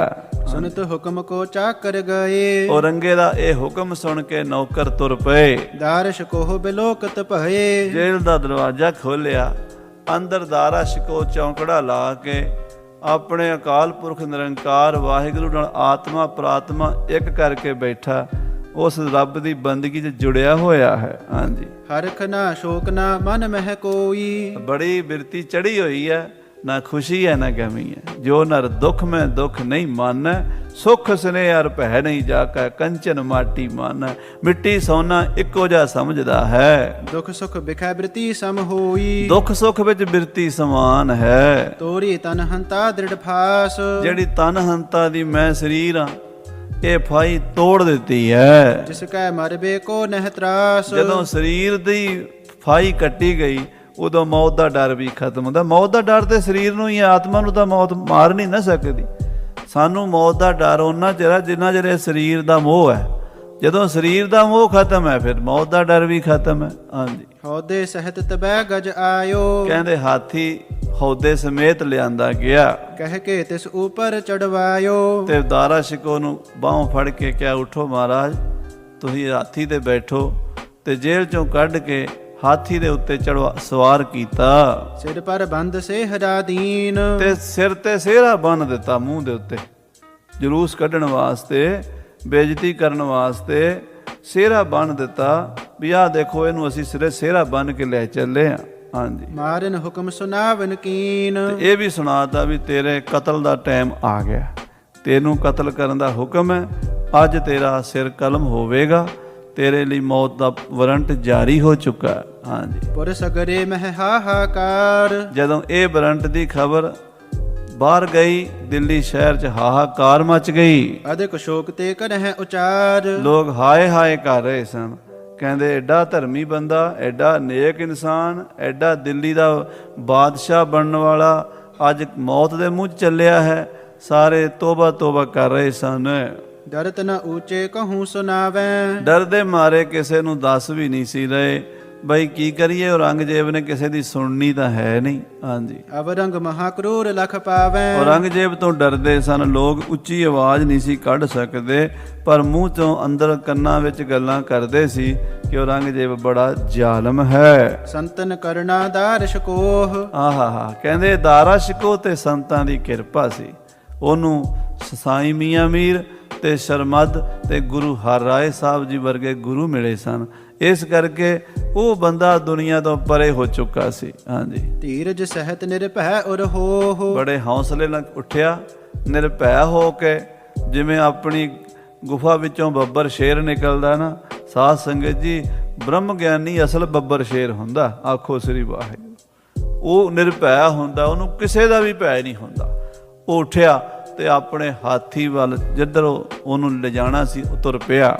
ਗਜ ਫੇਰਿਓ ਦਵਾਦਸ਼ ਦਰਵਾਜੇ, ਹਾਥੀ ਤੇ ਬਹਾ ਕੇ ਦਿੱਲੀ ਦੇ 12 ਦਰਵਾਜ਼ਿਆਂ 'ਚ ਘੁਮਾਇਆ ਗਿਆ, ਸਾਰੇ ਸ਼ਹਿਰ 'ਚ ਜਲੂਸ ਕੱਢਿਆ ਗਿਆ। ਹਾਂਜੀ, ਲੈ ਗਮਨੇ ਮਹਿ ਸਰਮਦ ਰਾਜੇ, ਅਖੀਰ ਸ਼ਰਮਦ ਫਕੀਰ ਦੇ ਕੋਲ ਵੀ ਲੈ ਕੇ ਗਏ। ਅਬਰੰਗ ਕੋ ਤਬ ਹੁਕਮ ਸੁਨਾਇਓ, ਤੇ ਜਾ ਕੇ ਸਾਈਂ ਸ਼ਰਮਦ ਫਕੀਰ ਨੂੰ ਕਹਿਣ ਲੱਗੇ, ਆ ਲਓ ਜੀ ਤੁਹਾਡਾ ਬਾਦਸ਼ਾਹ ਆ ਗਿਆ ਹੈ। ਹਾਂਜੀ, ਦਾਰਸ਼ ਕੋ ਨਿਕਟ ਤੁਮ ਆਇਓ, ਦਾਰਾ ਸ਼ਿਕੋ ਤੁਹਾਡੇ ਕੋਲ ਆਇਆ, ਤੁਹਾਨੂੰ ਮਿਲਣ ਵਾਸਤੇ ਮਿਲ ਲਓ। ਹਾਂਜੀ, ਬਖਸ਼ਤ ਸਲਤਨ ਜਿਸ ਹੈ ਹਮੇਸ਼, ਤੁਸੀਂ ਰੋਜ਼ ਕਹਿੰਦੇ ਸੀ ਨਾ ਵੀ ਮੈਂ ਦਾਰਾ ਸ਼ਿਕੋ ਨੂੰ ਸੱਚੀ ਪਾਤਸ਼ਾਹੀ ਦਿੱਤੀ ਹੈ, ਜਿਹਨੂੰ ਰੋਜ਼ ਤੋਂ ਪਾਤਸ਼ਾਹੀਆਂ ਦਿੰਦਾ ਸੀ ਫਕੀਰਾ, ਆ ਲੈ ਤੇਰਾ ਬਾਦਸ਼ਾਹ ਆ ਗਿਆ। ਹਾਂਜੀ, ਸਭ ਮਹਿ ਵੱਡ ਕਹਾਏ ਦਰਵੇਸ਼, ਆਪਣੇ ਆਪ ਨੂੰ ਤੂੰ ਵੱਡਾ ਫਕੀਰ ਕਹਾਣਾ ਤੇ ਆਪਣੇ ਚੇਲੇ ਨੂੰ ਬਾਦਸ਼ਾਹੀਆਂ ਦਾ ਹੀ ਵਰ ਦਿੰਨਾ। ਬੋਲਤ ਕੂਰ ਲਾਜ ਨਹਿ ਆਵਤ, ਤੈਨੂੰ ਸ਼ਰਮ ਨਹੀਂ ਆਉਂਦੀ, ਤੂੰ ਝੂਠ ਬੋਲਦਾ, ਤੇਰੇ ਕੋਲ ਆਪ ਦਾ ਪਾਣ ਨੂੰ ਤਨ ਤੇ ਕੱਪੜਾ ਨਹੀਂ, ਤੂੰ ਇਹਨੂੰ ਕੀ ਬਾਦਸ਼ਾਹੀ ਦੇਣੀ ਹੈ? ਸਲਤਨ ਕਿਤਹੁ ਪ੍ਰਾਣ ਅਬ ਜਾਵਤ, ਬਾਦਸ਼ਾਹੀ ਦਾ ਕੀ ਦਿੱਤੀ? ਇਹਦੀ ਤੇ ਜਾਨ ਚੱਲੀ, ਅੱਜ ਤਾਂ ਮਰ ਜਾਣਾ ਇਹਨੇ, ਕੱਲ ਨੂੰ ਇਹ ਕਬਰ 'ਚ ਹੋਵੇਗਾ। ਹਾਂਜੀ, ਸੁਨ ਸਰਮਦ ਸਤ ਸੰਗੀ ਜਾਨ, ਸ਼ਰਮਦ ਨੇ ਸਾਹਮਣੇ ਵੇਖਿਆ ਦਾਰਾ ਸ਼ਿਕੋ ਬੇੜੀਆਂ 'ਚ ਜਕੜਿਆ ਹੋਇਆ, ਹੱਥ ਕੜੀਆਂ ਲੱਗੀਆਂ ਹੋਈਆਂ, ਬੇੜੀਆਂ ਪਈਆਂ ਹੋਈਆਂ, ਹਾਥੀ ਤੇ ਬੰਨ੍ਹ ਕੇ ਬਹਾਇਆ ਹੋਇਆ। ਸ਼ਰਮਦ ਨੇ ਵੇਖਿਆ ਹੋਏ ਆਇਓ ਹੋ ਮਨ ਪ੍ਰੇਮ ਮਹਾਨ, ਤੇ ਆਪਣੇ ਪਿਆਰੇ ਚੇਲੇ ਵੱਲ ਦੇਖ ਕੇ ਪ੍ਰੇਮ ਜਾਗ ਪਿਆ। ਕਿਉਂਕਿ ਸਾਧ ਸੰਗਤ ਜੀ, ਬ੍ਰਹਮ ਗਿਆਨੀ ਹੁੰਦਾ ਪਰ ਪੱਥਰ ਦਿਲ ਨਹੀਂ ਹੁੰਦਾ। ਆਖੋ ਸ੍ਰੀ ਵਾਹਿਗੁਰੂ। ਅੱਜ ਕੱਲ੍ਹ ਸਾਡੇ ਅੰਦਾਜ਼ੇ ਗਲਤ ਨੇ ਕਿ ਬ੍ਰਹਮ ਗਿਆਨੀ ਦੀ ਅੱਖਾਂ 'ਚ ਹੰਝੂ ਕਿਵੇਂ ਆ ਗਏ। ਨਹੀਂ, ਬ੍ਰਹਮ ਗਿਆਨੀ ਦੇ ਕੋਲ ਵੀ ਇੱਕ ਮਾਂ ਵਾਲਾ, ਇੱਕ ਪਿਓ ਵਾਲਾ ਉਹ ਦਿਲ ਹੁੰਦਾ ਜਿਹੜਾ ਉਸ ਰੱਬ ਵੱਲੋਂ ਹੀ ਪਿਆਰ ਨਾਲ ਭਰਿਆ ਹੁੰਦਾ। ਉਹਨੂੰ ਅਸੀਂ ਪਾਪੀ ਲੋਕ ਨਹੀਂ ਸਮਝ ਸਕਦੇ, ਅਸੀਂ ਪੱਥਰ ਦਿਲ ਹਾਂ। ਕਿਉਂਕਿ ਰੋਗੀ ਕੇ ਭੈਣੇ ਸਭ ਰੋਗੀ, ਅਸੀਂ ਤਾਂ ਆਪਣੇ ਮੋਹ ਨੂੰ ਰੋਂਦੇ ਹਾਂ। ਜਿਹੜਾ ਸਾਡਾ ਧੀ ਪੁੱਤਰ ਖਾਸ ਰਿਸ਼ਤੇਦਾਰ ਕੋਈ ਮਾੜਾ ਕੰਡਾ ਲੱਗੇ ਤੇ ਚੁਭੇ, ਸਾਨੂੰ ਪੀੜ ਹੁੰਦੀ ਹੈ। ਦੂਜੇ ਦੇ ਪੁੱਤਰ ਜਵਾਨ ਮਰਦੇ ਨੇ, ਅਸੀਂ ਕਦੀ ਰੋਏ ਹਾਂ? ਬ੍ਰਹਮ ਗਿਆਨੀ ਨੂੰ ਸਾਰੀ ਦੁਨੀਆ ਆਪਣੀ ਲੱਗਦੀ ਹੈ। ਉਸ ਵੇਲੇ ਆਪਣੇ ਪਿਆਰੇ ਚੇਲੇ ਨੂੰ, ਆਪਣੇ ਪਿਆਰੇ ਮੁਰੀਦ ਨੂੰ ਇੱਦਾਂ ਬੈਠਿਆ ਜਕੜਿਆ ਹੋਇਆ ਬੇੜੀਆਂ ਵਿੱਚ ਦੇਖਿਆ, ਜਦੋਂ ਪਿਖਤ ਬਿਲੋਚਨ ਜਲ ਭਰ ਆਏ, ਅੱਖਾਂ ਵਿੱਚ ਹੰਝੂ ਭਰ ਆਏ, ਨਹਿ ਸਨੇਹ ਤੇ ਬੋਲਿਓ ਜਾਏ, ਗਲਾ ਭਰ ਗਿਆ। ਪਿਓ ਪੁੱਤਰ ਦਾ ਪਿਆਰ ਹੁੰਦਾ ਗੁਰੂ ਚੇਲੇ ਦਾ। ਸਾਧ ਸੰਗਤ ਜੀ, ਚੇਲਾ ਪੁੱਤਰ ਹੁੰਦਾ, ਗੁਰੂ ਪਿਓ ਹੁੰਦਾ। ਆਪਾਂ ਕਲਗੀਆਂ ਵਾਲੇ ਪਾਤਸ਼ਾਹ ਨੂੰ ਆਪਣਾ ਪਿਓ ਕਹਿੰਦੇ ਆ, ਆਪਾਂ ਉਹਨਾਂ ਦੇ ਪੁੱਤਰ ਆ। ਤੇ ਸਾਡੇ ਮਨ ਵਿੱਚ ਕਿਉਂਕਿ ਪਿਓ ਨੂੰ ਕੰਡਾ ਲੱਗੇ, ਪੁੱਤਰ ਨੂੰ ਦਰਦ ਨਹੀਂ ਹੁੰਦੀ ਕਈ ਵਾਰੀ, ਪਰ ਜੇ ਪੁੱਤਰ ਨੂੰ ਲੱਗੇ ਤੇ ਪਿਓ ਦਾ ਦਿਲ ਦਰਬ ਜਾਂਦਾ ਹੈ। ਇੱਦਾਂ ਸਾਈਂ ਸਰਮਦ ਫਕੀਰ ਆਪਣੇ ਚੇਲੇ ਦੀ ਹਾਲਤ ਵੇਖ ਕੇ ਦਰਬ ਗਿਆ। ਹਾਂਜੀ, ਦਾਰਿਸ਼ ਕੋ ਜਾਨ ਕਰ ਪ੍ਰੇਮ, ਦਾਰਾ ਸ਼ਿਕੋ ਨੇ ਵੇਖਿਆ ਮੇਰੇ ਮੁਰਸ਼ਦ ਦੀਆਂ ਅੱਖਾਂ 'ਚ ਹੰਝੂ ਆ ਗਏ ਨੇ, ਮੇਰਾ ਮੁਰਸ਼ਦ ਪਿਆਰ ਵਿੱਚ ਗਲਾ ਭਰ ਗਿਆ ਹੈ। ਤੇ ਉਸ ਵੇਲੇ ਦਾਰਾ ਸ਼ਿਕੋ ਆਪਣੇ ਮੁਰਸ਼ਦ ਦਾ ਪਿਆਰ ਵੇਖ ਕੇ ਟਾਰ ਸਿਹਰਾ ਬੋਲਿਓ ਏਮ, ਹੱਥ ਨਾਲ ਸਿਹਰਾ ਪਰੇ ਕੀਤਾ। ਸਿਹਰਾ ਜਿਹੜਾ ਬੰਨਿਆ ਸੀ ਲਾੜੀ ਮੌਤ ਨੂੰ ਵਿਆਹਣ ਦਾ ਸਿਹਰਾ ਸੀਗਾ, ਉਹ ਸਿਹਰਾ ਪਰੇ ਕਰਕੇ ਆਪਣੇ ਗੁਰਦੇਵ ਜੀ ਨੂੰ, ਆਪਣੇ ਪੀਰੋ ਮੁਰਸ਼ਦ ਨੂੰ ਇਉਂ ਬੋਲਿਆ। ਹਾਂਜੀ, ਪਠਨ ਸੁਨਨ ਅਰ ਭਾਖਨ ਕਰਨੋ, ਮਹਾਰਾਜ ਜੀ, ਗੁਰਦੇਵ ਜੀ, ਆ ਮੇਰੇ ਮੁਰਸ਼ਦ, ਆ ਮੇਰੇ ਪੀਰ, ਜੋ ਅਸੀਂ ਰੋਜ਼ ਕਹਿੰਦੇ ਆ ਅਹੰ ਬ੍ਰਹਮ ਅਸਮੀ, ਮੈਂ ਬ੍ਰਹਮ ਹਾਂ, ਇਹਦਾ ਜੋ ਜਾਪ ਕਰਦੇ ਆ, ਸੋ ਹੰ ਸੋ ਜਾ ਕੋ ਹੈ ਜਾਪ, ਸੋ ਹੰ ਸੋ ਹੰ ਸੋ ਜਾਂ ਕੋ ਹੈ ਜਾਪ, ਜਿਹੜਾ ਅਭੇਦ ਗਿਆਨ ਦਾ ਜਾਪ ਹੈ, ਉਹ ਉਸ ਨੂੰ ਨਹੀਂ ਲੇਪ ਤਿਸ ਪੁੰਨ ਅਰ ਪਾਪ। ਉੱਥੇ ਪਾਪ ਪੁੰਨ ਕਹਾਵਤ ਬਣਦੀ ਜਾ ਕੇ, ਜਿੱਥੇ ਮੈਂ ਤੇ ਤੂੰ ਹੀ ਮੋਈ ਮੋਈ ਤੋਈ ਅੰਤਰ ਕੈਸਾ, ਕਨਕ ਕਟਕ ਜਲ ਤਰੰਗ ਜੈਸਾ। ਉਹ ਜਿਹੜੀ ਅਵਸਥਾ ਰੋਜ਼ ਅਸੀਂ ਜਪਦੇ ਸੀ, ਰੋਜ਼ ਪੜ੍ਹਦੇ ਸੀ, ਅਹੰ ਬ੍ਰਹਮ ਔਰ ਨਿਸ਼ਚੈ ਧਰਨੋ, ਮੈਂ ਬ੍ਰਹਮ ਹਾਂ, ਮੈਂ ਬ੍ਰਹਮ ਹਾਂ, ਜਿਹੜਾ ਇਹ ਨਿਸ਼ਚਾ ਕਰਦੇ ਸੀ। ਇਸੀ ਸਮੇਂ ਕੇ ਕਾਰਜ ਹੇਤ, ਆ ਮੇਰੇ ਗੁਰਦੇਵ ਇਸੇ ਟਾਈਮ ਲਈ ਤਾਂ ਕਰਦੇ ਸੀ। ਮਰਨ ਕਾਲ ਕਾ ਤਰਾਸ ਨਿਵਰੀ ਹੈ, ਜਦੋਂ ਮੌਤ ਸਾਹਮਣੇ ਆਵੇ ਉਦੋਂ ਪਤਾ ਲੱਗੇ ਮੈਂ ਮੌਤ ਤੋਂ ਮਰਨ ਵਾਲਾ ਨਹੀਂ ਹਾਂ, ਮੌਤ ਮੈਨੂੰ ਨਹੀਂ ਮਾਰ ਸਕਦੀ। ਬਾਕੀ ਤੇ ਉੱਦਾਂ ਰੱਟਾ ਲਾਈ ਜਾਓ, ਮੈਂ ਬ੍ਰਹਮਾ, ਮੈਂ ਬ੍ਰਹਮਾ, ਮੈਂ ਬ੍ਰਹਮਾ, ਤੇ ਰੋਜ਼ ਪੜ੍ਹੀ ਜਾਓ, ਮੌਤ ਨੂੰ ਸਾਹਮਣੇ ਵੇਖ ਕੇ ਕੰਬ ਜਾਓ, ਫਿਰ ਕਾਹਦਾ ਬ੍ਰਹਮ ਗਿਆਨ। ਤਾਂ ਕਹਿਣ ਲੱਗੇ ਮੇਰੇ ਪੀਰ, ਮੇਰੇ ਮੁਰਸ਼ਦ, ਇਸੇ ਵਾਸਤੇ ਤਾਂ ਤੁਸੀਂ ਮੈਨੂੰ ਬ੍ਰਹਮ ਗਿਆਨ ਦਿੱਤਾ ਸੀ। ਅੱਜ ਮੈਨੂੰ ਤੇ ਚਾਹ ਚੜਿਆ ਹੋਇਆ, ਖੁਸ਼ੀਆਂ ਹੋ ਗਈਆਂ ਨੇ, ਮੈਂ ਆਪਣੇ ਪ੍ਰੀਤਮ ਦੇ ਦੇਸ਼ ਜਾ ਰਿਹਾ ਹਾਂ। ਹਾਂਜੀ, ਲਖੋ ਸੰਤ ਜੀ ਬਨੋ ਹੋ ਸੁਚੇਤ। ਸੰਤ ਜੀ ਤੁਸੀਂ ਜਾਣੀ ਜਾਣੋ, ਤੁਸੀਂ ਪੂਰੇ ਹੋ, ਜਾਣੋ ਇਸ ਮੋਹ ਦੀਆਂ ਤੰਦਾਂ ਤੋੜ ਦਿਓ। ਕਿਉਂ ਡੋਲ ਹੋ ਤਨ ਹੰਤਾ ਮਾਹੇ। ਮਹਾਰਾਜ ਕਿਉਂ ਡੋਲਦੇ ਹੋ? ਇਹ ਸਰੀਰ ਤਾਂ ਅੱਜ ਨਹੀਂ ਤੇ ਕੱਲ ਜਾਣਾ ਹੀ ਜਾਣਾ ਹੈ। ਕਿਰਪਾ ਆਪ ਕੀ ਤੇ ਮਿਟ ਜਾਹੇ। ਆਪ ਜੀ ਦੀ ਕਿਰਪਾ ਨਾਲ, ਆਪ ਕਿਰਪਾ ਕਰੋ। ਦੇਖੋ ਸਾਧ ਸੰਗਤ ਜੀ, ਜੇ ਸਾਡੇ ਵਰਗਾ ਹੁੰਦਾ ਤੇ ਪੁੱਠੀਆਂ ਚਾਰ ਗੱਲਾਂ ਜ਼ਰੂਰ ਆਪਣੇ ਪੀਰ ਨੂੰ ਕਹਿੰਦਾ, ਉਹ ਤੂੰ ਤੇ ਕਹਿੰਦਾ ਸੀ ਬ੍ਰਹਮ ਅਸਮੀ ਤੇ ਤੇਰੀਆਂ ਅੱਖਾਂ 'ਚ ਹੰਝੂ ਆ ਗਏ। ਇਦਾਂ ਨਹੀਂ ਕਿਹਾ ਉਹਨੇ ਆਖਿਆ ਮਹਾਰਾਜ ਤੁਹਾਡੀ ਕਿਰਪਾ ਨਾਲ ਇਹ ਤਨ ਹੰਤਾ ਮਿਟੀ ਹੈ, ਤੁਹਾਡੀ ਕਿਰਪਾ ਨਾਲ। ਤੁਸੀਂ ਹੁਣ ਉਹਨੂੰ ਇਹ ਵੀ ਪਤਾ ਸੀ ਨਾ ਵੀ ਪ੍ਰੇਮ ਨਾਲ ਦੇਖ ਰਿਹਾ, ਇਹ ਮੋਹ ਨਾਲ ਨਹੀਂ ਦੇਖ। ਮੋਹ ਤੇ ਪ੍ਰੇਮ 'ਚ ਫਰਕ ਹੈ। ਪ੍ਰੇਮ ਬੜੀ ਉੱਚੀ ਤੇ ਪਵਿੱਤਰ ਚੀਜ਼ ਹੈ। ਸਾਚ ਕਹੋ ਸੁਨ ਲਿਓ ਸਭੈ, ਜਿਨ ਪ੍ਰੇਮ ਕੀਓ ਤਿਨ ਹੀ ਪ੍ਰਭ ਪਾਇਓ। ਹੈ ਮੇਰੇ ਪੀਰੋ ਮੁਰਸ਼ਦ, ਤੁਹਾਡੀ ਕਿਰਪਾ ਨਾਲ ਇਹ ਤਨ ਹੰਤਾ ਮਿਟ ਗਈ ਹੈ ਤੇ ਕਿਰਪਾ ਰੱਖਿਆ ਜੇ। ਕੁਝ ਮਿੰਟ ਬਾਕੀ ਨੇ, ਕੁਝ ਮਿੰਟ ਬਾਕੀ ਨੇ, ਕਿਤੇ ਡੋਲ ਨਾ ਜਾਵਾਂ। ਤੁਹਾਡੀ ਕਿਰਪਾ ਨਾਲ ਇਹ ਇਮਤਿਹਾਨ ਪਾਸ ਹੋ ਜਾਵੇ। ਹਾਂਜੀ, ਬਿਨਸਨ ਹਾਰ ਆਜ ਕਹਿ ਕਾਲੀ। ਅੱਜ ਤੇ ਕੱਲ ਇਹ ਸਰੀਰ ਬਿਨਸਣਾ ਹੀ ਬਿਨਸਣਾ ਹੈ। ਹਾਂਜੀ, ਤਿਸ ਕੀ ਚਿੰਤਾ ਕਹਾਂ ਬਿਸਾਲੀ। ਕਾਹਦੀ ਚਿੰਤਾ ਇਸ ਸਰੀਰ ਦੀ, ਇਹਨੇ ਤੇ ਖਤਮ ਹੋਣਾ ਹੀ ਹੈ। ਸੁਨ ਧੀਰਜ ਧਰ ਸਰਮਦ ਬੋਲਾ। ਸ਼ਰਮਦ ਆਪਣੇ ਚੇਲੇ ਦੀਆਂ ਗੱਲਾਂ ਸੁਣ ਕੇ ਬੋਲਿਆ, ਹਮਨੇ ਸਲਤਨ ਦੀਨ ਅਡੋਲਾ। ਪੁੱਤਰ ਦਾਰਾ ਸ਼ਿਕੋ, ਤੈਨੂੰ ਅਸੀਂ ਉਹ ਰਾਜ ਦਿੱਤਾ ਜਿਹੜਾ ਕਦੀ ਖਤਮ ਨਹੀਂ ਹੋਵੇਗਾ। ਜੋ ਕਿਸ ਹੂੰ ਤੇ ਜਾਏ ਨਾ ਛੀਨੀ। ਔਰ ਉਸ ਰਾਜ ਨੂੰ ਦੁਨੀਆ ਦੀ ਕੋਈ ਤਾਕਤ ਖੋ ਨਹੀਂ ਸਕਦੀ, ਰੱਬ ਵੀ ਨਹੀਂ ਖੋ ਸਕਦਾ। ਆਖੋ ਸ੍ਰੀ ਵਾਹਿਗੁਰੂ। ਉਹ ਜਿਹੜਾ ਰਾਜ ਹੈ ਨਾ, ਉਹ ਰਾਜ ਈਸ਼ਵਰ ਵੀ ਨਹੀਂ ਖੋ ਸਕਦਾ ਬੰਦੇ ਕੋਲੋਂ, ਜਦੋਂ ਗੁਰੂ ਦੇ ਦਿੰਦਾ ਕਿਸੇ ਨੂੰ। ਇਹ ਗੱਲ ਪੱਕੀ ਹੈ। ਬਾਕੀ ਦੁਨੀਆ ਦੀ ਕਿਹੜੀ ਤਾਕਤ ਖੋਲੇਗੀ। ਹਾਂਜੀ, ਅਖੈ ਸਦੀਵ ਥੀਵ ਦੁਖਹੀਨੀ। ਕਹਿੰਦੇ ਸਦਾ ਹੀ ਅਖੈ ਨਾਸ ਤੋਂ ਰਹਿਤ ਰਾਜ ਤੈਨੂੰ ਮਿਲਿਆ, ਕੋਈ ਦੁਨੀਆ ਦੀ ਤਾਕਤ ਤੇਰਾ ਰਾਜ ਨਹੀਂ ਖੋ ਸਕੇਗੀ। ਹਾਂਜੀ, ਸਲਤਨ ਕੂਰ ਪਾਏ ਗਰਬਾਏ। ਇਹ ਝੂਠੇ ਬਾਦਸ਼ਾਹ ਨੇ ਭੂਪਤ ਸਭ ਦਿਵਸ ਚਾਰ ਕੇ ਝੂਠੇ ਕਰਤ ਦਿਵਾਜਾ, ਝੂਠਾ ਰਾਜ ਪਾ ਕੇ ਹੰਕਾਰ ਕਰਦੇ ਨੇ। ਸੋ ਕੇ ਚਿਤ ਦਿਨ ਮਹਿ ਖਪ ਜਾਏ। ਕੁਝ ਦਿਨਾਂ 'ਚ ਖਪ ਜਾਣਗੇ, ਮਰ ਜਾਣਗੇ, ਮਿੱਟੀ 'ਚ ਮਿਲ ਜਾਣਗੇ। ਅਲਪ ਕਾਲ ਮਹਿ ਹਮ ਤਨ ਤਿਆਗ। ਅਸੀਂ ਥੋੜੇ ਚਿਰਾਂ ਵਿੱਚ ਆ ਰਹੇ ਹਾਂ ਪੁੱਤਰ ਤੇਰੇ ਕੋਲ ਸਰੀਰ ਛੱਡ ਕੇ, ਕਿਉਂ ਸ਼ਰਮਦ ਨੂੰ ਥੋੜੇ ਦਿਨਾਂ ਬਾਅਦ ਕਤਲ ਕਰ ਦੇਣਾ ਰੰਗਜੇਬ ਨੇ।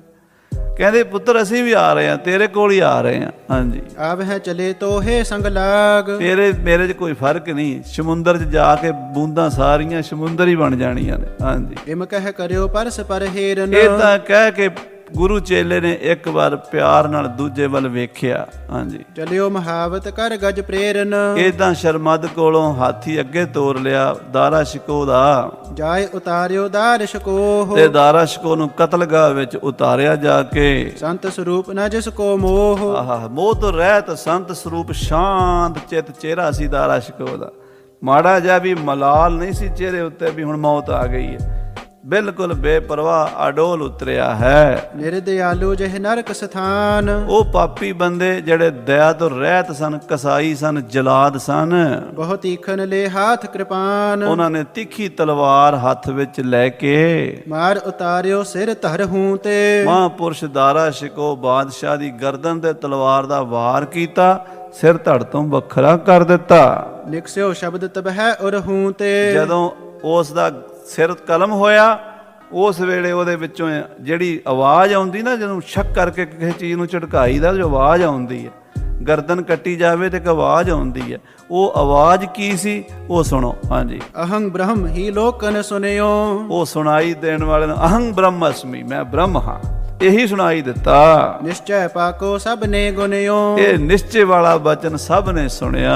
ਵੱਡੋ ਭਰਾਤ ਇਮ ਗਹਿ ਕੈ ਮਾਰਿਓ। ਇਸ ਤਰ੍ਹਾਂ ਔਰੰਗੇ ਨੇ ਆਪਣਾ ਵੱਡਾ ਭਾਈ ਮਾਰ ਦਿੱਤਾ। ਕਰੇ ਪਾਪ ਪਰਲੋਕ ਬਿਗਾਰਿਓ। ਪਰਲੋਕ ਵਿਗਾੜ ਲਿਆ, ਆਪਣਾ ਲੋਕ ਵੀ ਗਵਾ ਲਿਆ ਤੇ ਔਰੰਗੇ ਨੇ ਪਰਲੋਕ ਵੀ ਗਵਾ ਲਿਆ। ਅਪਰ ਭਰਾਤ ਦੋਏ ਛਲ ਕਰ ਮਾਰੇ। ਦੂਜੇ ਮੁਰਾਦ ਤੇ ਸਜਾ ਦੋਵੇਂ ਭਰਾ ਉਹ ਵੀ ਮਾਰ ਦਿੱਤੇ। ਰਾਜ ਹੇਤ ਕੀਨਸ ਅਗ ਭਾਰੇ। ਰਾਜ ਵਾਸਤੇ ਬੜੇ ਪਾਪ ਕੀਤੇ। ਕਹਿ ਕਹਿ ਕਰੀ ਕੁਮਤ ਬੜ ਪਾ ਸਰਾਪੀ ਔਰੰਗੇ ਨੇ ਬੜੀਆਂ ਭੈੜੀਆਂ ਗੱਲਾਂ ਕੀਤੀਆਂ ਦਰਵੇਸ਼ਨ ਅਰ ਸੰਤ ਸਰਾਪੀ ਤੇ ਸੰਤਾਂ ਮਹਾਂਪੁਰਸ਼ਾਂ ਦੇ ਸਰਾਪ ਲਏ। ਕਥਾ ਸੁਨਤ ਸ਼ਰੋਤਾ ਸਵਧਾਨ ਸਾਧ ਸੰਗਤ ਜੀ ਜਦੋਂ ਇਹ ਕਥਾ ਸੁਣ ਰਹੇ ਸੀ ਸਿੰਘ ਭਾਈ ਸਾਹਿਬ ਸੰਤੋਖ ਸਿੰਘ ਜੀ ਕੋਲੋਂ, ਸਰਮਦ ਕਥਾ ਸੁਨੀ ਜਬ ਜਾਨ ਜਦੋਂ ਉਹਨਾਂ ਨੇ ਸਰਮਦ ਦੀ ਕਥਾ ਸੁਣੀ, ਪੂਜਨ ਕਰਿਓ ਕੌਣ ਇਹ ਭਇਓ ਇਹ ਪੁੱਛਿਆ ਜੀ ਇਹ ਸਰਮਦ ਕੌਣ ਸੀ, ਕਿਮ ਖੁਦਾਇ ਕੋ ਮਾਰਗ ਲਿਓ ਇਹਨੂੰ ਖੁਦਾ ਦਾ ਰਾਹ ਕਿਵੇਂ ਲੱਭਾ ਸੀ। ਸੁਨ ਸ਼ਰੋਤਨ ਤੇ ਪ੍ਰਸ਼ਨ ਵਿਸਾਲਾ ਇਹ ਪ੍ਰਸ਼ਨ ਸੁਣ ਕੇ ਸਰੋਤਿਆਂ ਤੋਂ ਸਰਮਦ ਕੀ ਜਮ ਕਥਾ ਰਸਾਲਾ ਸਰੋਤਿਆਂ ਨੂੰ ਕਵੀ ਜੀ ਹੁਣ ਸਰਮਦ ਦੀ ਕਥਾ ਸੁਣਾਣਗੇ, ਕਿਉਂਕਿ ਉਹ ਇੱਕ ਪਹੁੰਚਿਆ ਹੋਇਆ ਮਹਾਂਪੁਰਸ਼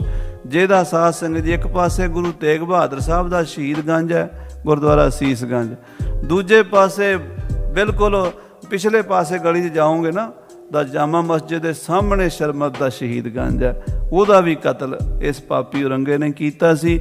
ਉਹਦੀ ਕਥਾ ਇਹਨੇ ਜੋ ਜੋ ਜ਼ੁਲਮ ਕੀਤੇ ਕਵੀ ਜੀ ਉਹ ਦੱਸ ਰਹੇ ਨੇ, ਤੇ ਇੱਥੋਂ ਇਸ ਜ਼ੁਲਮ ਦੇ ਵਿੱਚੋਂ ਹੀ ਪ੍ਰਚੰਡ ਸ਼ਕਤੀ ਮਹਾਰਾਜ ਸੱਚੇ ਪਾਤਸ਼ਾਹ ਦਾ ਖਾਲਸਾ ਪੰਥ ਪੈਦਾ ਹੋਵੇਗਾ, ਜਿਹੜਾ ਇਸ ਜ਼ੁਲਮ ਦੀਆਂ ਜੜ੍ਹਾਂ ਪੁੱਟੇਗਾ। ਉਹ ਕਥਾ ਆਪਾਂ ਸਾਰੀ ਅੱਗੇ ਸੁਣਨੀ ਹੈ। ਹੇ ਗੋਬਿੰਦ, ਹੇ ਗੋਪਾਲ।